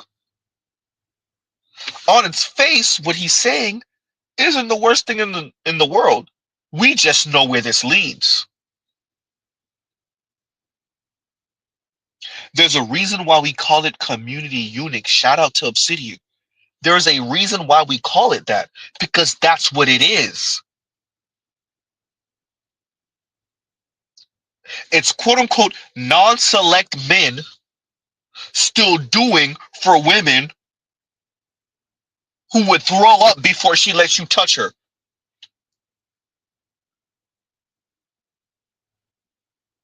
Oh, Spain Man, that's hysterical. Spain Man says guardian of the gynocracy. That's his. Not guardian of the galaxy, guardian of the gynocracy. Wow. Oh, that's hysterical. Oh man, that's hysterical.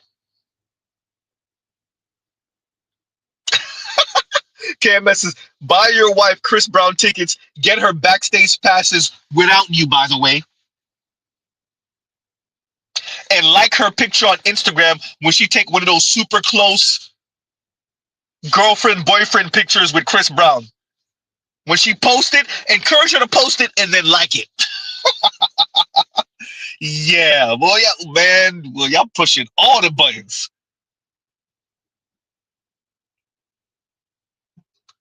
What in the cuckoldry? Huh?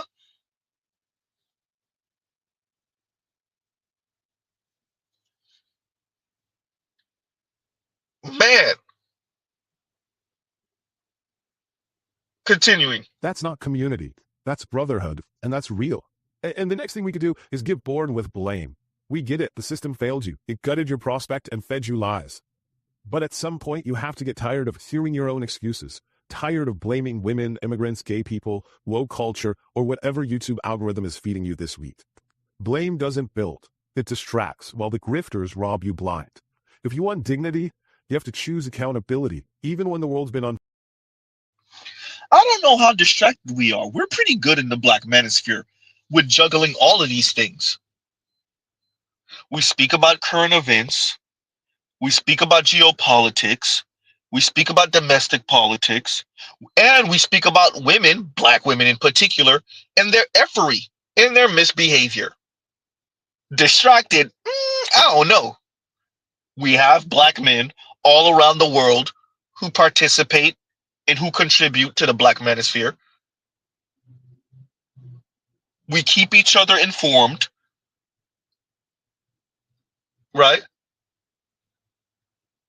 Those that are emailing me are not just emailing me women, Black women in their misbehavior. I'm getting stuff about all different matter of stuff going on around the world.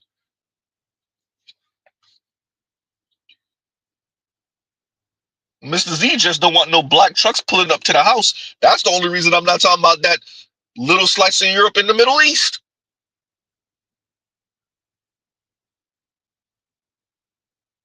And all the rumors that are swirling about you know who and what happened to him.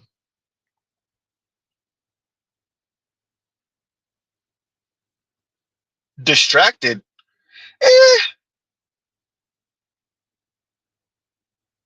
No, we can walk and chew gum. Right? BGS said, where are all these kick-ass women? The outliers, BGS. The outliers. Huh? When the outliers speak, they speak like the masses of women are them. Meanwhile, what's the average income for women? 50 some odd $1,000. And that's average. That's not even the median.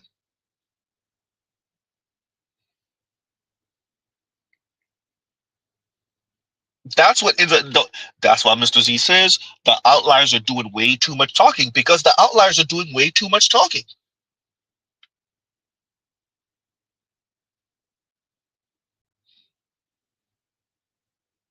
The outliers in income, the outliers in status, the outliers in wealth, the outliers in education are doing way too much talking. And it's so easy, particularly concerning man-woman relations, to debunk them, because all you got to do is play average women in their own words. Watch average women get caught up and shown for the hypocrites they are.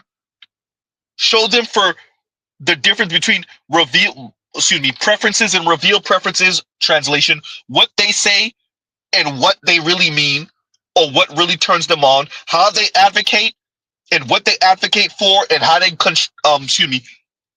contradict that. Let's see, couldn't get it out. I want to say contribute. Huh? Where are all the kick-ass women? There's kick-ass women, and they're doing all the talking. It's them doing all the talking. And then we allow for the other women to record themselves and put microphones up and debunk just about everything the goddamn outlier women just said. Too easy. Huh? Too easy.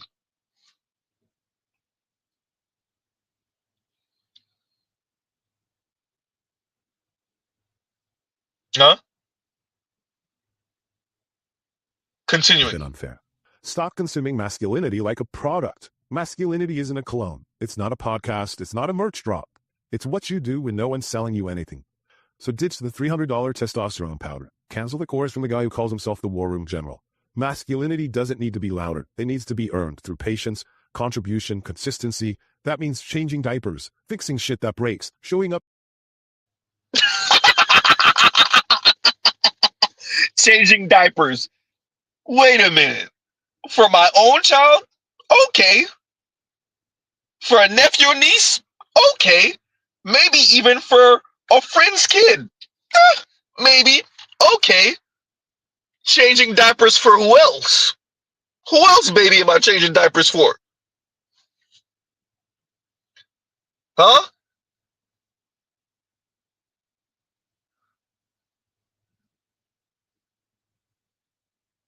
Changing diapers. Are you speaking to married men, sir?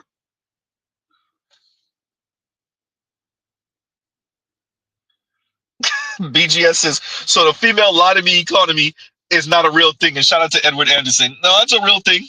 Oh, that's definitely a real thing. Right? In Spain, man, this is hysterical. He says, kick-ass women selling dreams to ass-kicked women. That's funny. And that's all that's happening.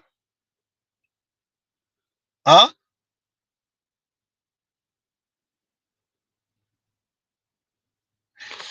Meg the Stallion. Man, we don't need y'all. We want y'all.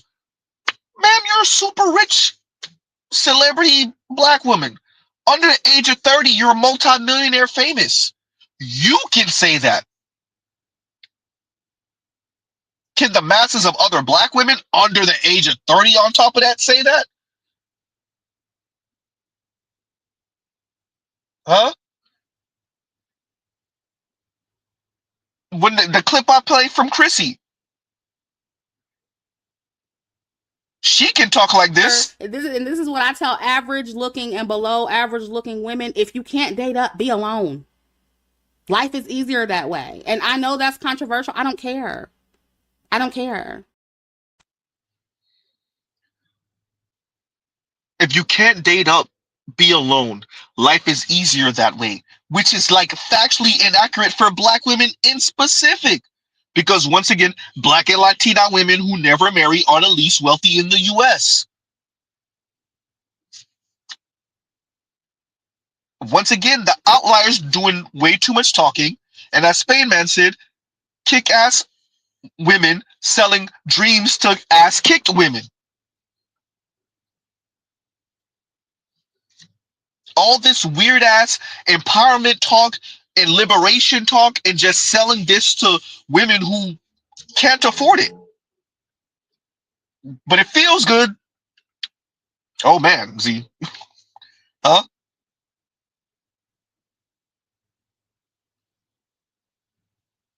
Continuing. Consistency. That means changing diapers, fixing shit that breaks, showing up for the people you love, mentoring someone who's lost, and staying calm when chaos hits. That's masculinity, and it's boring, but that's the point. It's not a performance. And finally, we want to create a new culture instead of cosplaying the old one. We do not need to return to traditional values. We need better values, ones that respect strength and vulnerability, leadership and listening, confidence and compassion. The right wing sells masculinity as a lure. It's not. It's responsibility. To be better than Let me let him finish. to make the world safer, not scarier. To raise boys who don't have to unlearn their fathers. You want to be a man? Start acting like someone worth following, not someone desperate to be obeyed. Because the real test of masculinity in 2025, can you be powerful without being a bully? Can you lead without needing a throne? Can you stay?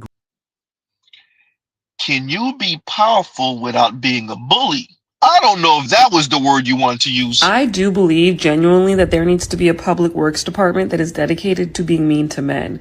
Like Parks and Rec, like sewage, like being mean to men.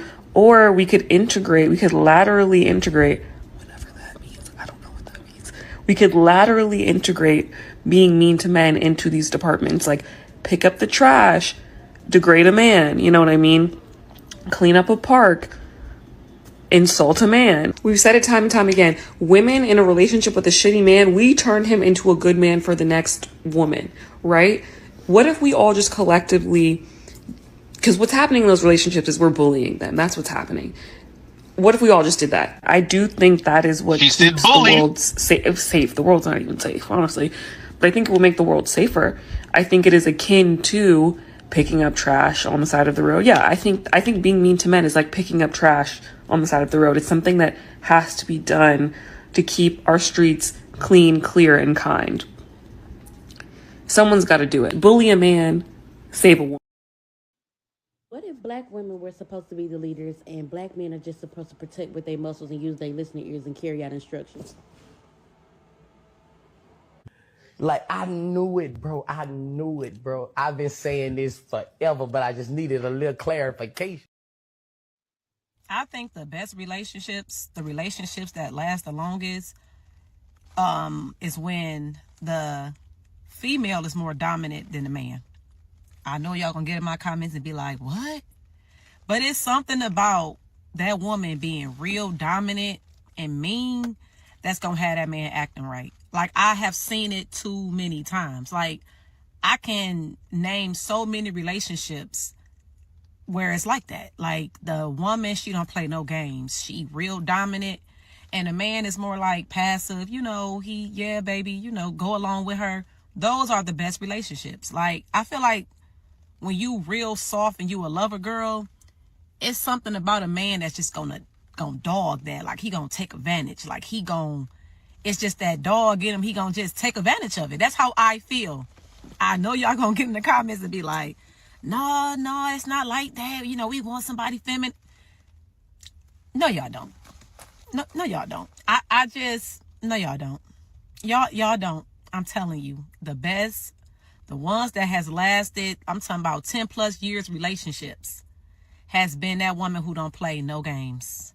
And I'm not saying, you should just be mean to your man or whatever like that. But I'm just saying what I You are saying that work. That's it. That's all. The problem is we don't have enough women disrespecting men. We don't have enough women humbling these men and putting them in their place.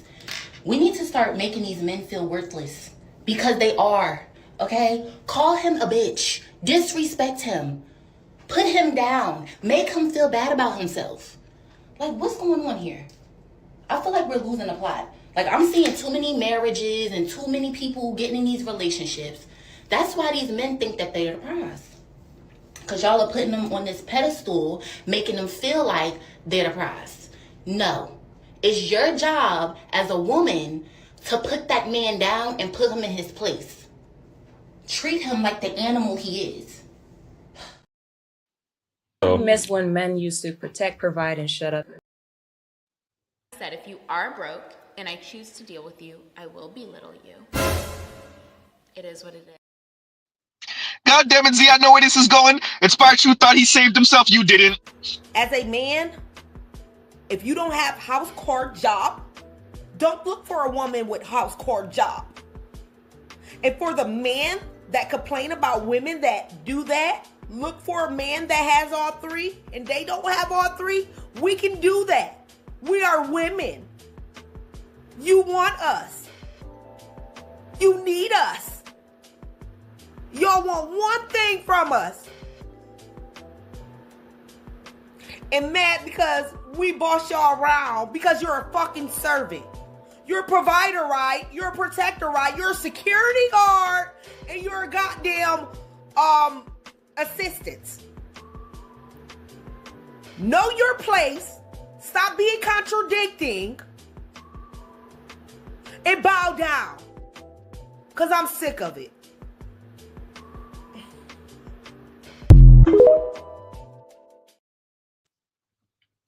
Mr. Z had to play him, y'all. He said bully. The women are they're either speaking in a very bullying tone or they're actually using the words mean and bully. Huh? See, once again, these kind of white knights, they speak in a vacuum. You're like, wait, do you live on the real world? I mean, he said that wrong. Do you live in the real world? Do you live on planet Earth, third rock from the sun? There's no way you're living on this planet, Earth 616. Because you speak as if men don't interact with women. That men are just out here, and specifically speaking about black men, just handing out backhands to everyone we see as what, quote unquote, weaker vessels, weaker folks. We're getting our 5 chuckles in at others' misfortune.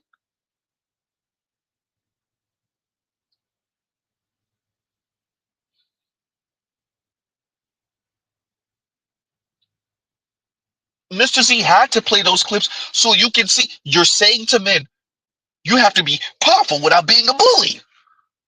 You have to show strength without being a bully.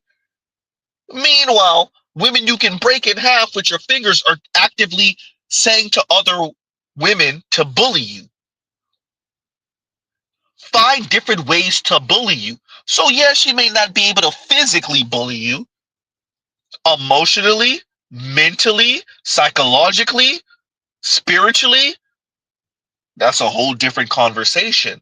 And then we'll have men like you that pretend like, oh, I don't know what Z is talking about. What? Who? Where?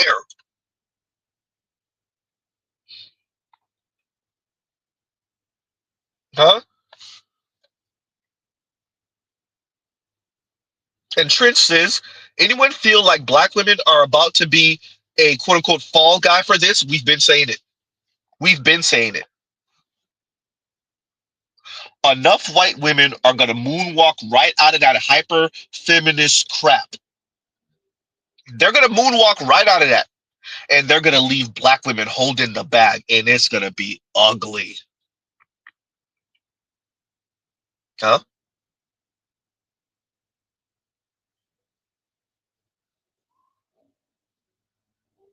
We're moving into a new era. I've said it before.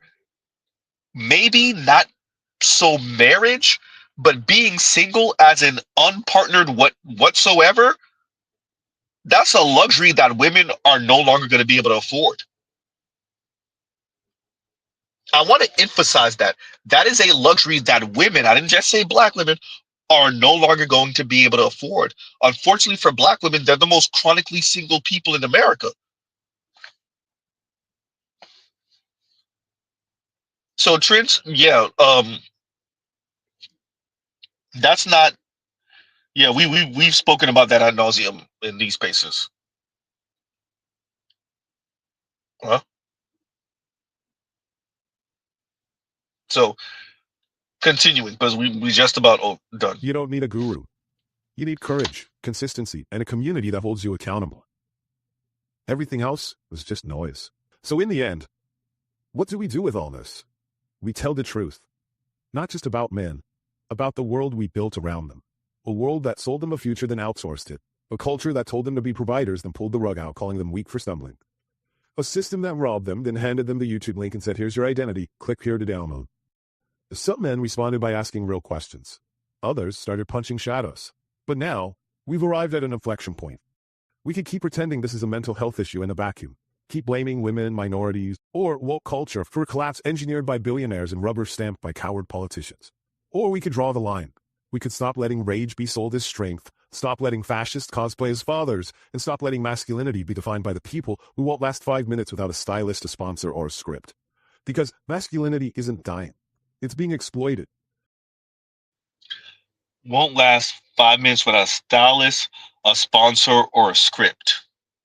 Shout out to all of you that got a stylist, a sponsor, and a script, because Z over here working with a shoestring budget and Velcro straps. Z, could you get it out?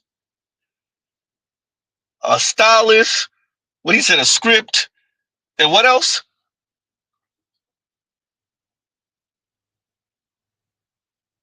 It's real difficult for these people. Is it really that difficult for you to believe that some of us really mean this?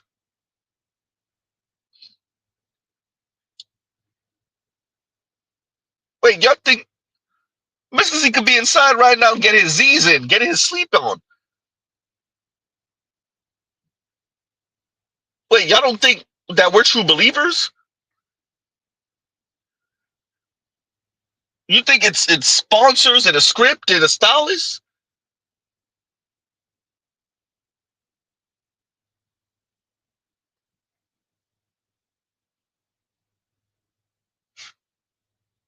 If only you knew.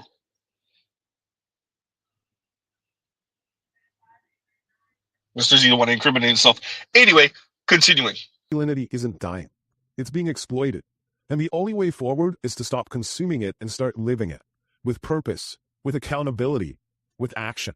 Not to reclaim some lost identity, but to build something better than the myth ever was.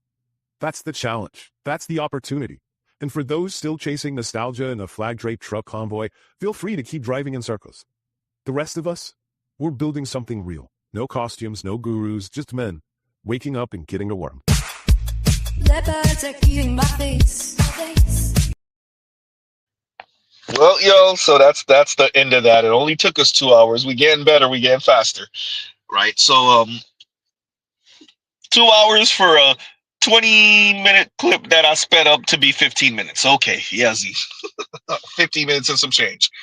Right?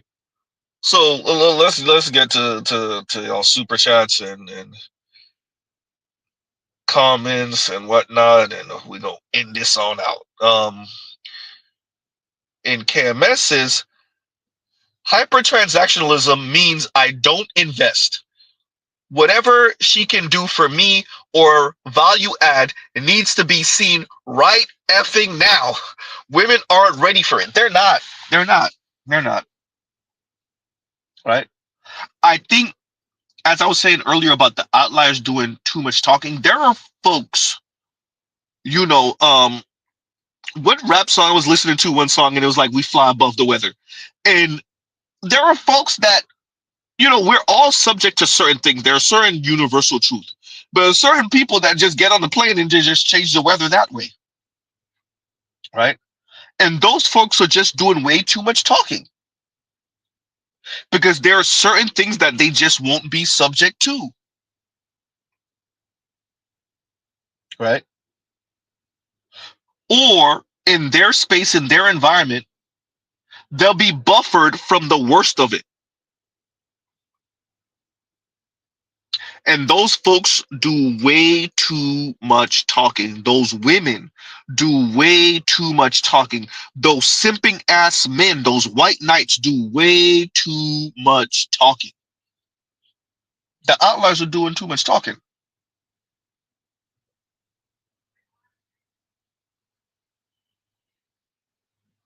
And so the women who won't necessarily have to show it right now are doing way too much talking, but we can't feel too sorry for the average woman because she ain't telling her to shut the hell up.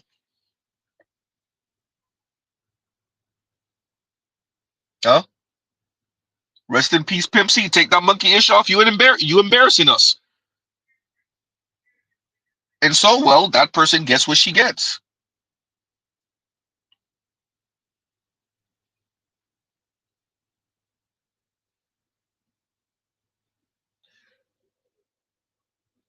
I think as this environment gets colder, you're going to see women scramble.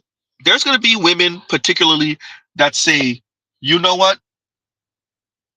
I need to go find me a man. I need to go find me a comfortable place to be. I'm not that combative anyway. Huh? I'm coachable. And there's going to be other women that's going to go super hyper transactional. I ain't coming off of this. I'm going to raise my bar to the moon while I'm under the bridge. Goddamn.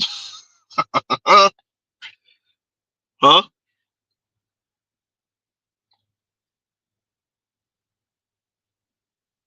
How can you be hyper transactional in this environment that I suspect we're headed towards? Stop trying to make sense.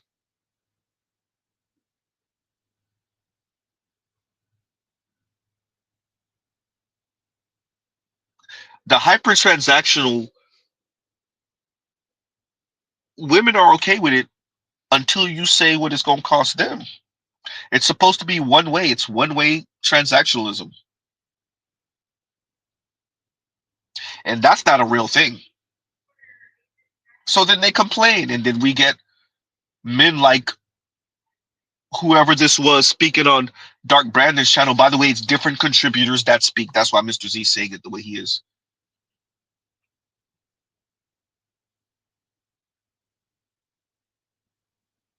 Yeah, we're not going.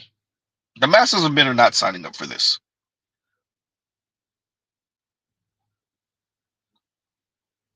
Because the more is what?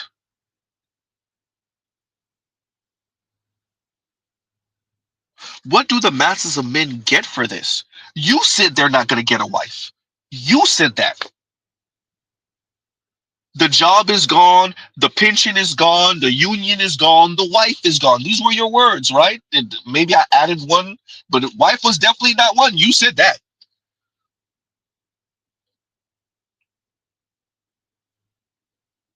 Then the question is, why are the young men going to participate? You're going to have the talented ones, true indeed. You're going to have the outliers, yes. But the masses of men, the rest of them that maintain the physical infrastructure of society, shout out to Sarge Willie Pete, why would they participate? Your everyday man, your salt of the earth, why would they participate? We could list for them what they're not going to get, and then we're going to try to change their appetite. Have fun with that.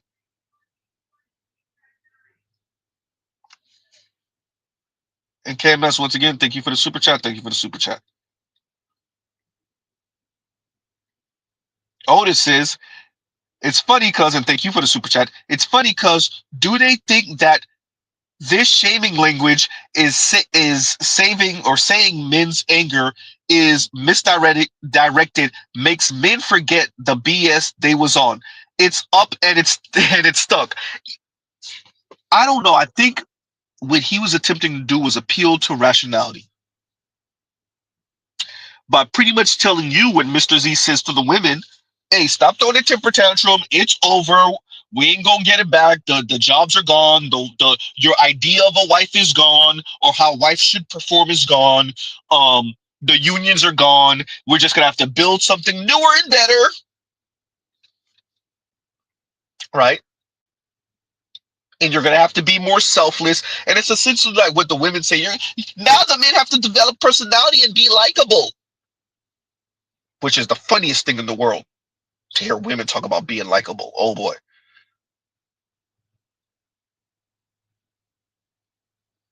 So I don't know if the shaming language and saying that the men's anger is misdirected. I really do think it's about telling you to grow up and stop throwing a temper tantrum. This is the new normal, right? And I don't know how much of us are, how am I phrasing this? I think there are folks that are saying, and shout out to KMS, oh, so prison rules it is then, right? Oh, so if we're bartering. Oh, and I'm gonna be ruthless about it. Oh, if it's winner take all, if I'm Chisel Chin Tyrone, because we're black, or if I'm the well-off man, oh, if that is what it is, then I will slay them with no remorse. And if I'm not, and I'm on the opposite end, funny enough, if I'm an incel, then I will be despondent and indifferent and apathetic to their plight with no remorse. I'll be stepping over their bodies as they starve. Oh, if that's what it is, then that's where we are. Ooh, I like that. If that's what it is, then that's where we are. Put it in the book.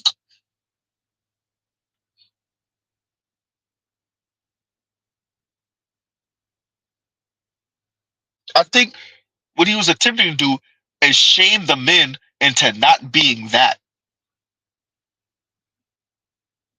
And to quote unquote grow up.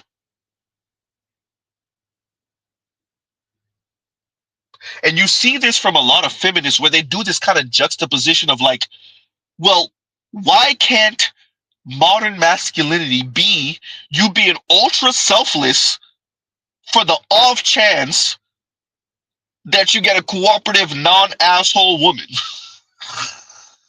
Or no woman, but you just are okay with that. Yeah, that's it.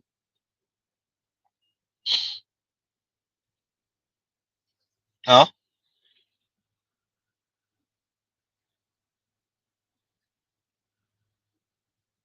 And once again, Otis, thank you for the super chat. Thank you for the super chat.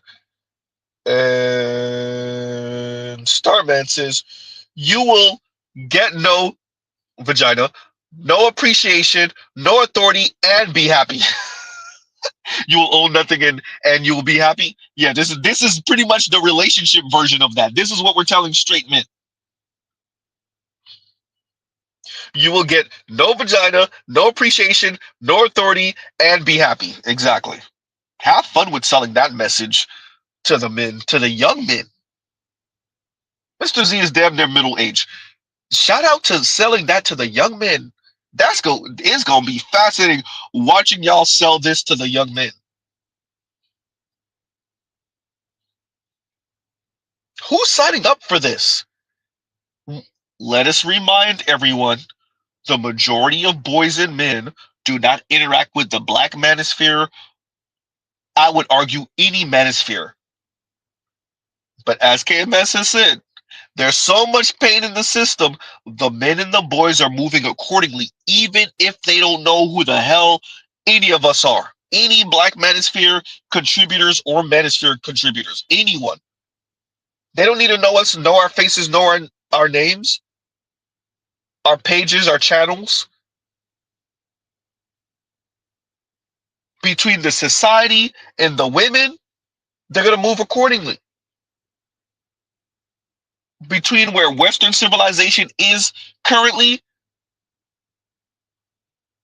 and the women, The consumerism, the materialism, the rudeness, the snarkiness, the entitlement. It's funny hearing folks refer to, well, particularly black men, as being entitled. Nothing could be funnier.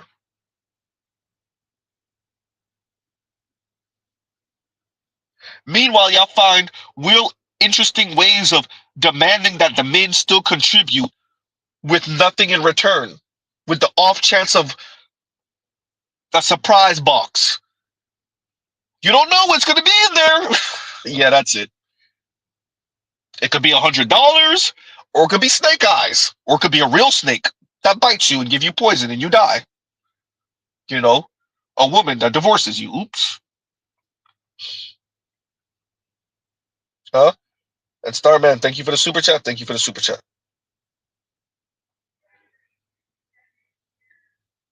And KMS continued. He said, you can tell most of these women never played co-ed dodgeball in their youth. Something about a chick getting beamed by a red ball in the face changes her perspective on a lot of ish. It's humbling. Bro, you brought me back to middle school because I seen it.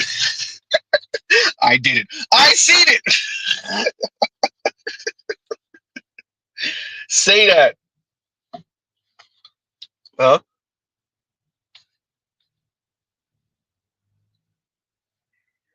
And it's true. I recall having a conversation years ago with the same-sex loving butch woman. And she was really aggressive, right? And I said to her, we were talking about something, and I was like, wait, you never been in a fight before? And she was like, no. And I'm like, your aggressive ass, you never been in a fight before? It just all made sense. No wonder you talk the way you talk. No wonder you're so aggressive. No wonder you have no chill. And it's funny because it was Jekyll and Hyde. She was cool as a fan, but also like an asshole with a sharp tongue. And it all made sense. Like, no wonder you ain't never had to back up those words and that attitude. No wonder. You better be lucky you're a woman. You better be lucky you play for the other team. Because in man world, in straight man world, oh, you was gonna have to back up that attitude in that mouth. And it wasn't gonna be pretty. So yeah, KMS, yeah, you could tell. You could tell. These folks are way comfortable talking crazy about men and masculinity and being snarky and rude and super sassy. There's a certain garden gnome I'm thinking of right now. You could tell. When was the last time you ever been in a physical altercation? Mr. Z ain't about it. Mr. Z ain't trying to fight, especially at this age. But you could tell you haven't been in any one of those kind of tense situations in a very long time, if ever. There's a certain garden gnome I'm thinking of right now. And you could tell by her attitude and her demeanor, you're like, oh, I'm not even talking about a man doing something to you. I could tell you haven't been in nothing really tense in a very long time, because the way you talk, you mad comfortable talking real reckless and crazy.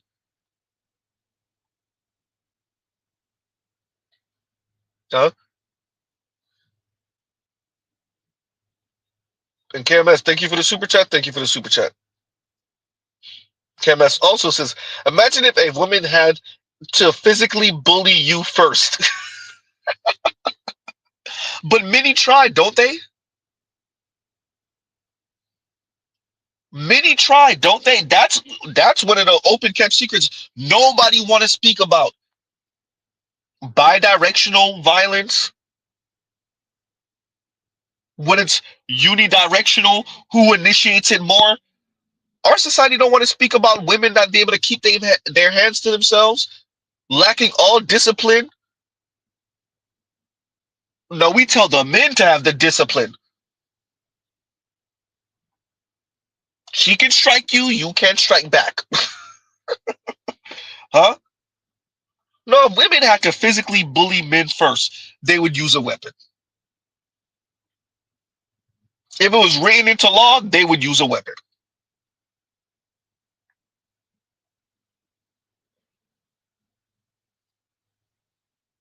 But we are okay in our society with women attempting to physically bully you. For some men and for some women, actually get able to do that, get that off.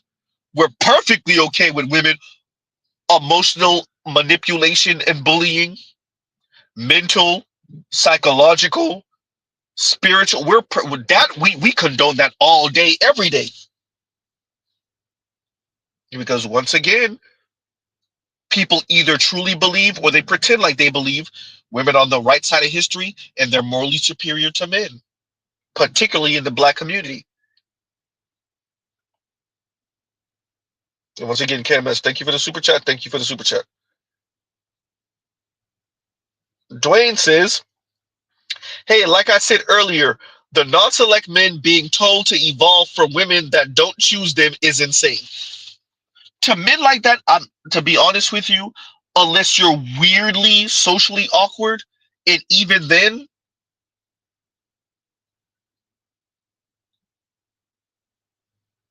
I say passport bros or SYSBM for black men. To be fair,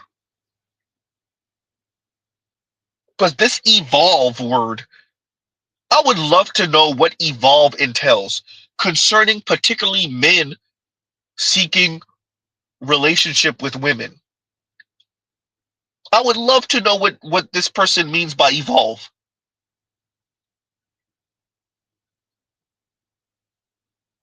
I agree with you. Telling non-select men to evolve for women who wasn't going to choose them anyway.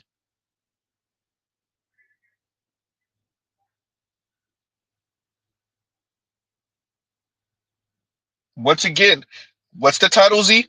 We're not going to be your community eunuchs. It's not going to happen. Huh?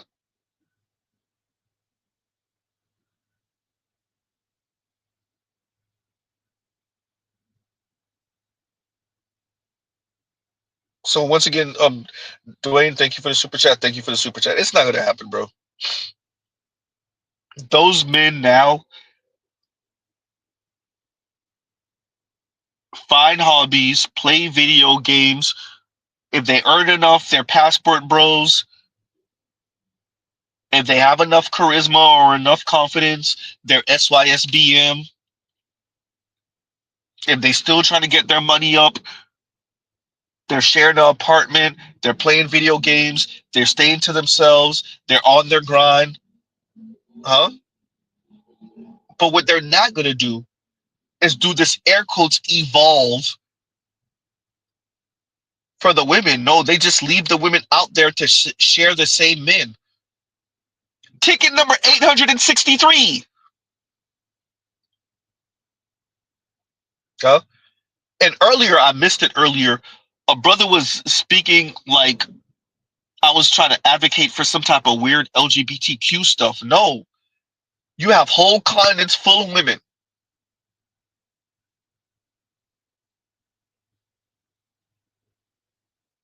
Huh? I just want to emphasize that.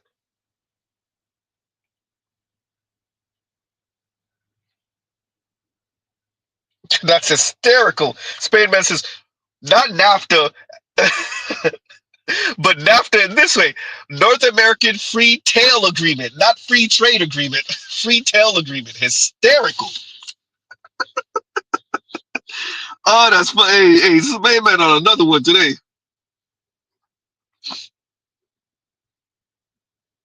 Good one. And Trail says, evolve equals genuflect on command. Say that.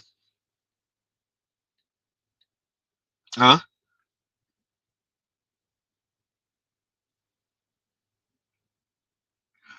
Pastor OG says evolve equals, quote unquote, evolve equals put up with more BS. Agreed. Huh? I've said this before, and I want to emphasize this. I do think that we have societal obligation.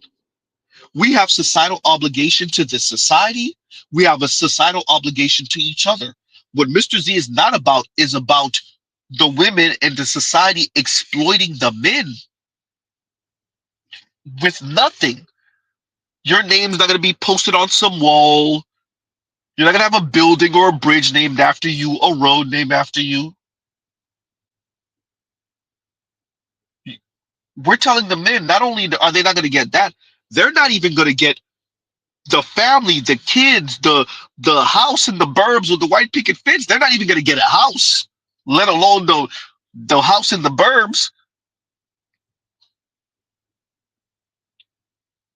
What we're really telling men is F the wife.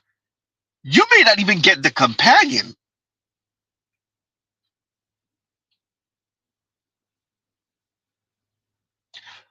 How do you encourage the men to participate in this society and not be a detriment, to be positive role models when you're telling them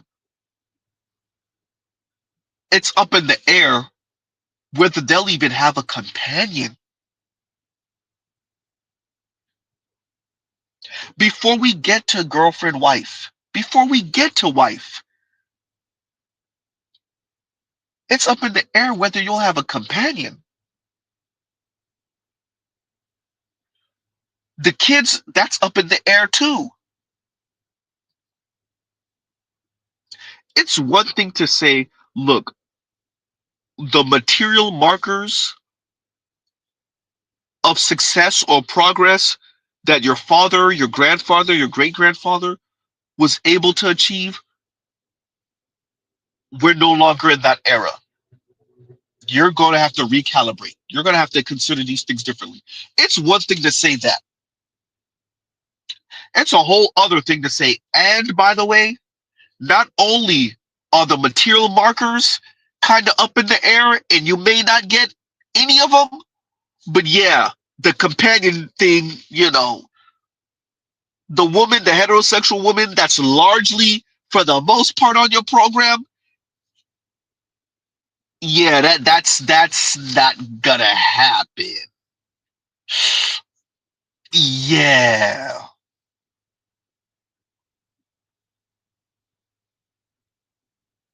So not only are you saying to the men, they're not gonna get the material, they're not going to get the emotional, mental, psychological, sexual either. Yeah, have fun selling that. Have fun on that. Right?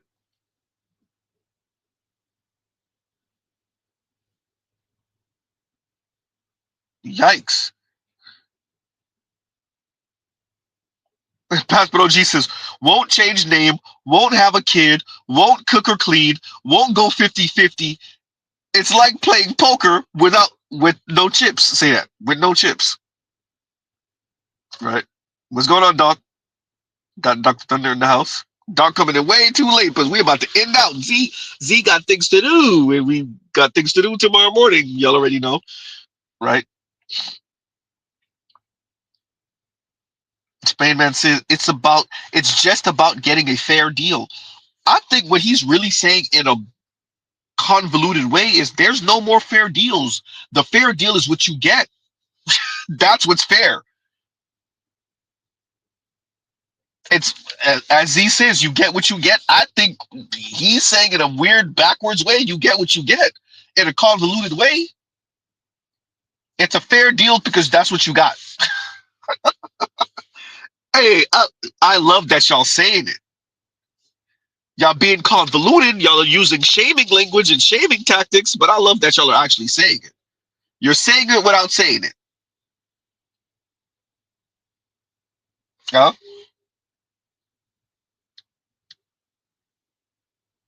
Ah, so on that note, y'all, I had to come back to y'all with a part two. I didn't like how it went earlier. Once again, reckless streams, right? So the gaps, and I had y'all waiting for way too long. And I like doing my subscribers a solid. I'm actually gonna put a be careful how you say this, Z. A vote poll up. There you go. A voting poll up. There you go. Um, because YouTube Studios has a bunch of different things, and I'm gonna ask you guys like, where do you kind of want to see the channel go, and what y'all consider. What do you think about certain things? I'll post it. I'll post it in the next couple days. So hopefully I have the time. Um, and we'll go from there. I think that's what I'm gonna do from now on as I make certain moves on the channel. I'll put it up for a vote, and we'll see where we go with that. Right.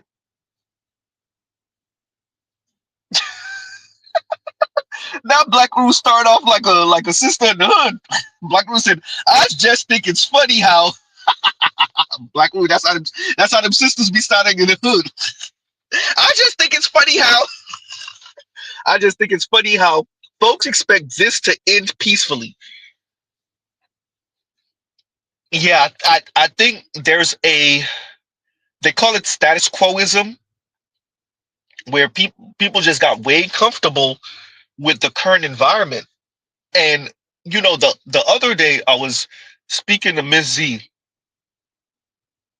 and I mentioned the Turner Diaries. I was like, such and such, and they got the Turner Diary fantasies, and her face dropped. Appreciating Ms. Z is well informed, right? And her face dropped, and it's because she knew exactly what I was saying. She knew exactly what I was saying and what I was implying by mentioning certain white men and their Turner Diary fantasies. And I'm tying that to what Black Uru is saying here about these things not ending peacefully, because people got real comfortable over the past few decades. And they don't think that things can go left. They think that America in specific is above it, as if these laws are written in stone, as if these laws are like literal physical barriers stopping folks from doing what they want to do.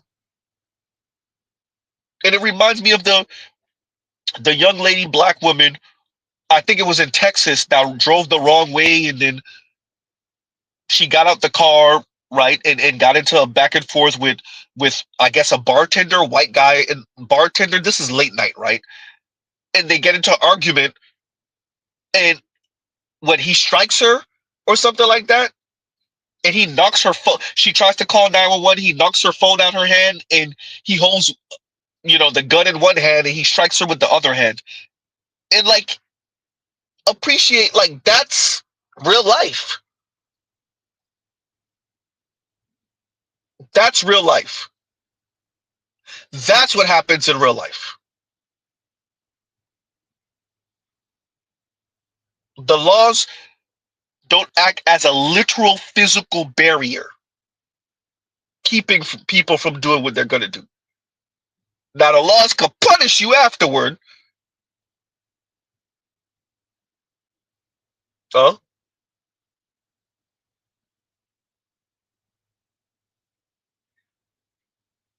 I think there's a lot of people that got way too comfortable. And, sometimes it's a frightening thought when you think how left this could go, especially because, well, so many folks got way too comfortable. And so there's the people with the itchy trigger finger waiting for things to go left. They can't wait. Those people are weird to Z also. And then there's the others.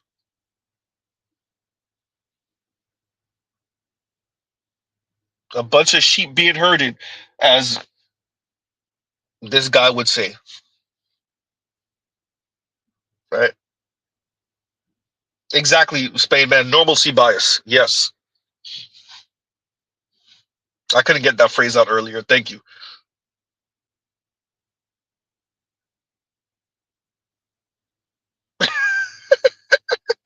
Say that. And it looked like it's going to be a few of them back to back. And Black Guru says, man, there are folks who are about to become trillionaires. No way this gets handled quietly. Black Guru, if I'm not, is Larry Ellison still above Elon right now? Because I know he peaked above Elon in wealth a few days ago, maybe a week or so ago at this point. These folks are worth hundreds of billions of dollars. Hundreds of billions of dollars.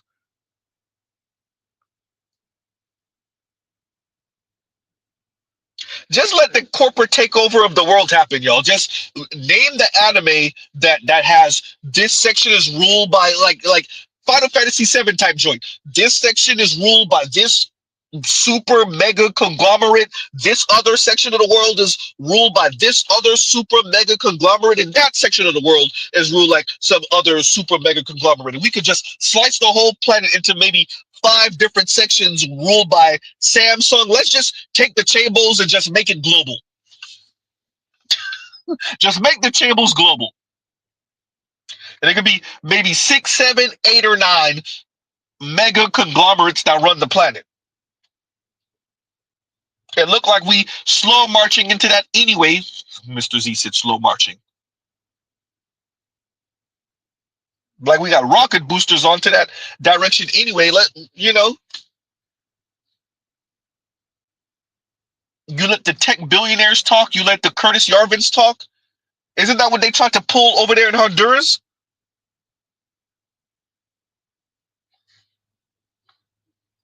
Look like we headed direction anyway. Shout out to Trill and shout out to Gillette. You hear me? Right? Hey, be careful. The razors be sharp. They'll cut you. Huh?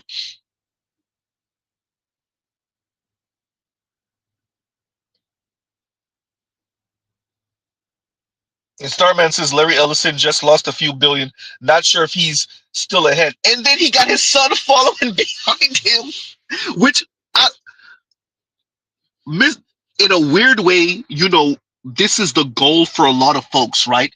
I'm a multi-billionaire. I got my son following behind me also. The question is, when is too much too much? Right? When is too much too much? That's a real question. No?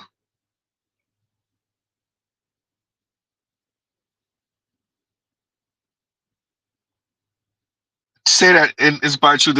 Inspired Truth says laws are only a suggestion without enforcement. Say that. And thank you, Del. Yeah, the Shinra the Shinra Electric Power Company. Final Fantasy VII, everyone. I don't know why I couldn't get that out earlier. The Shinra Electric, the electricity. I wanted to say. I don't know what I want to say. All right, y'all. So that's Z's cue. Right, we starting to ramble. Not the Luther. Right, so we'll pause right there, y'all. Love, peace, and chicken grease. Y'all go check out other Black Manosphere content, other non-Manosphere content. Thank y'all for chilling out with Z. We had to do a part 2 because I did not like how it went earlier, and I felt like I cheated y'all. So this is Mr. Z doing y'all a solid and covering this as smooth as we could go. Hopefully, I didn't have any hiccups in my sound. So, and I did pretty good on not speaking on mute. I think I might have did it maybe once, but for a short time. So all in all, not too bad of a stream. All right, y'all. So we'll pause right here. I have other things to cover later on in this week. I'm probably going to come to y'all with a stream tomorrow. We'll see. And Mr. Z out. All right, y'all.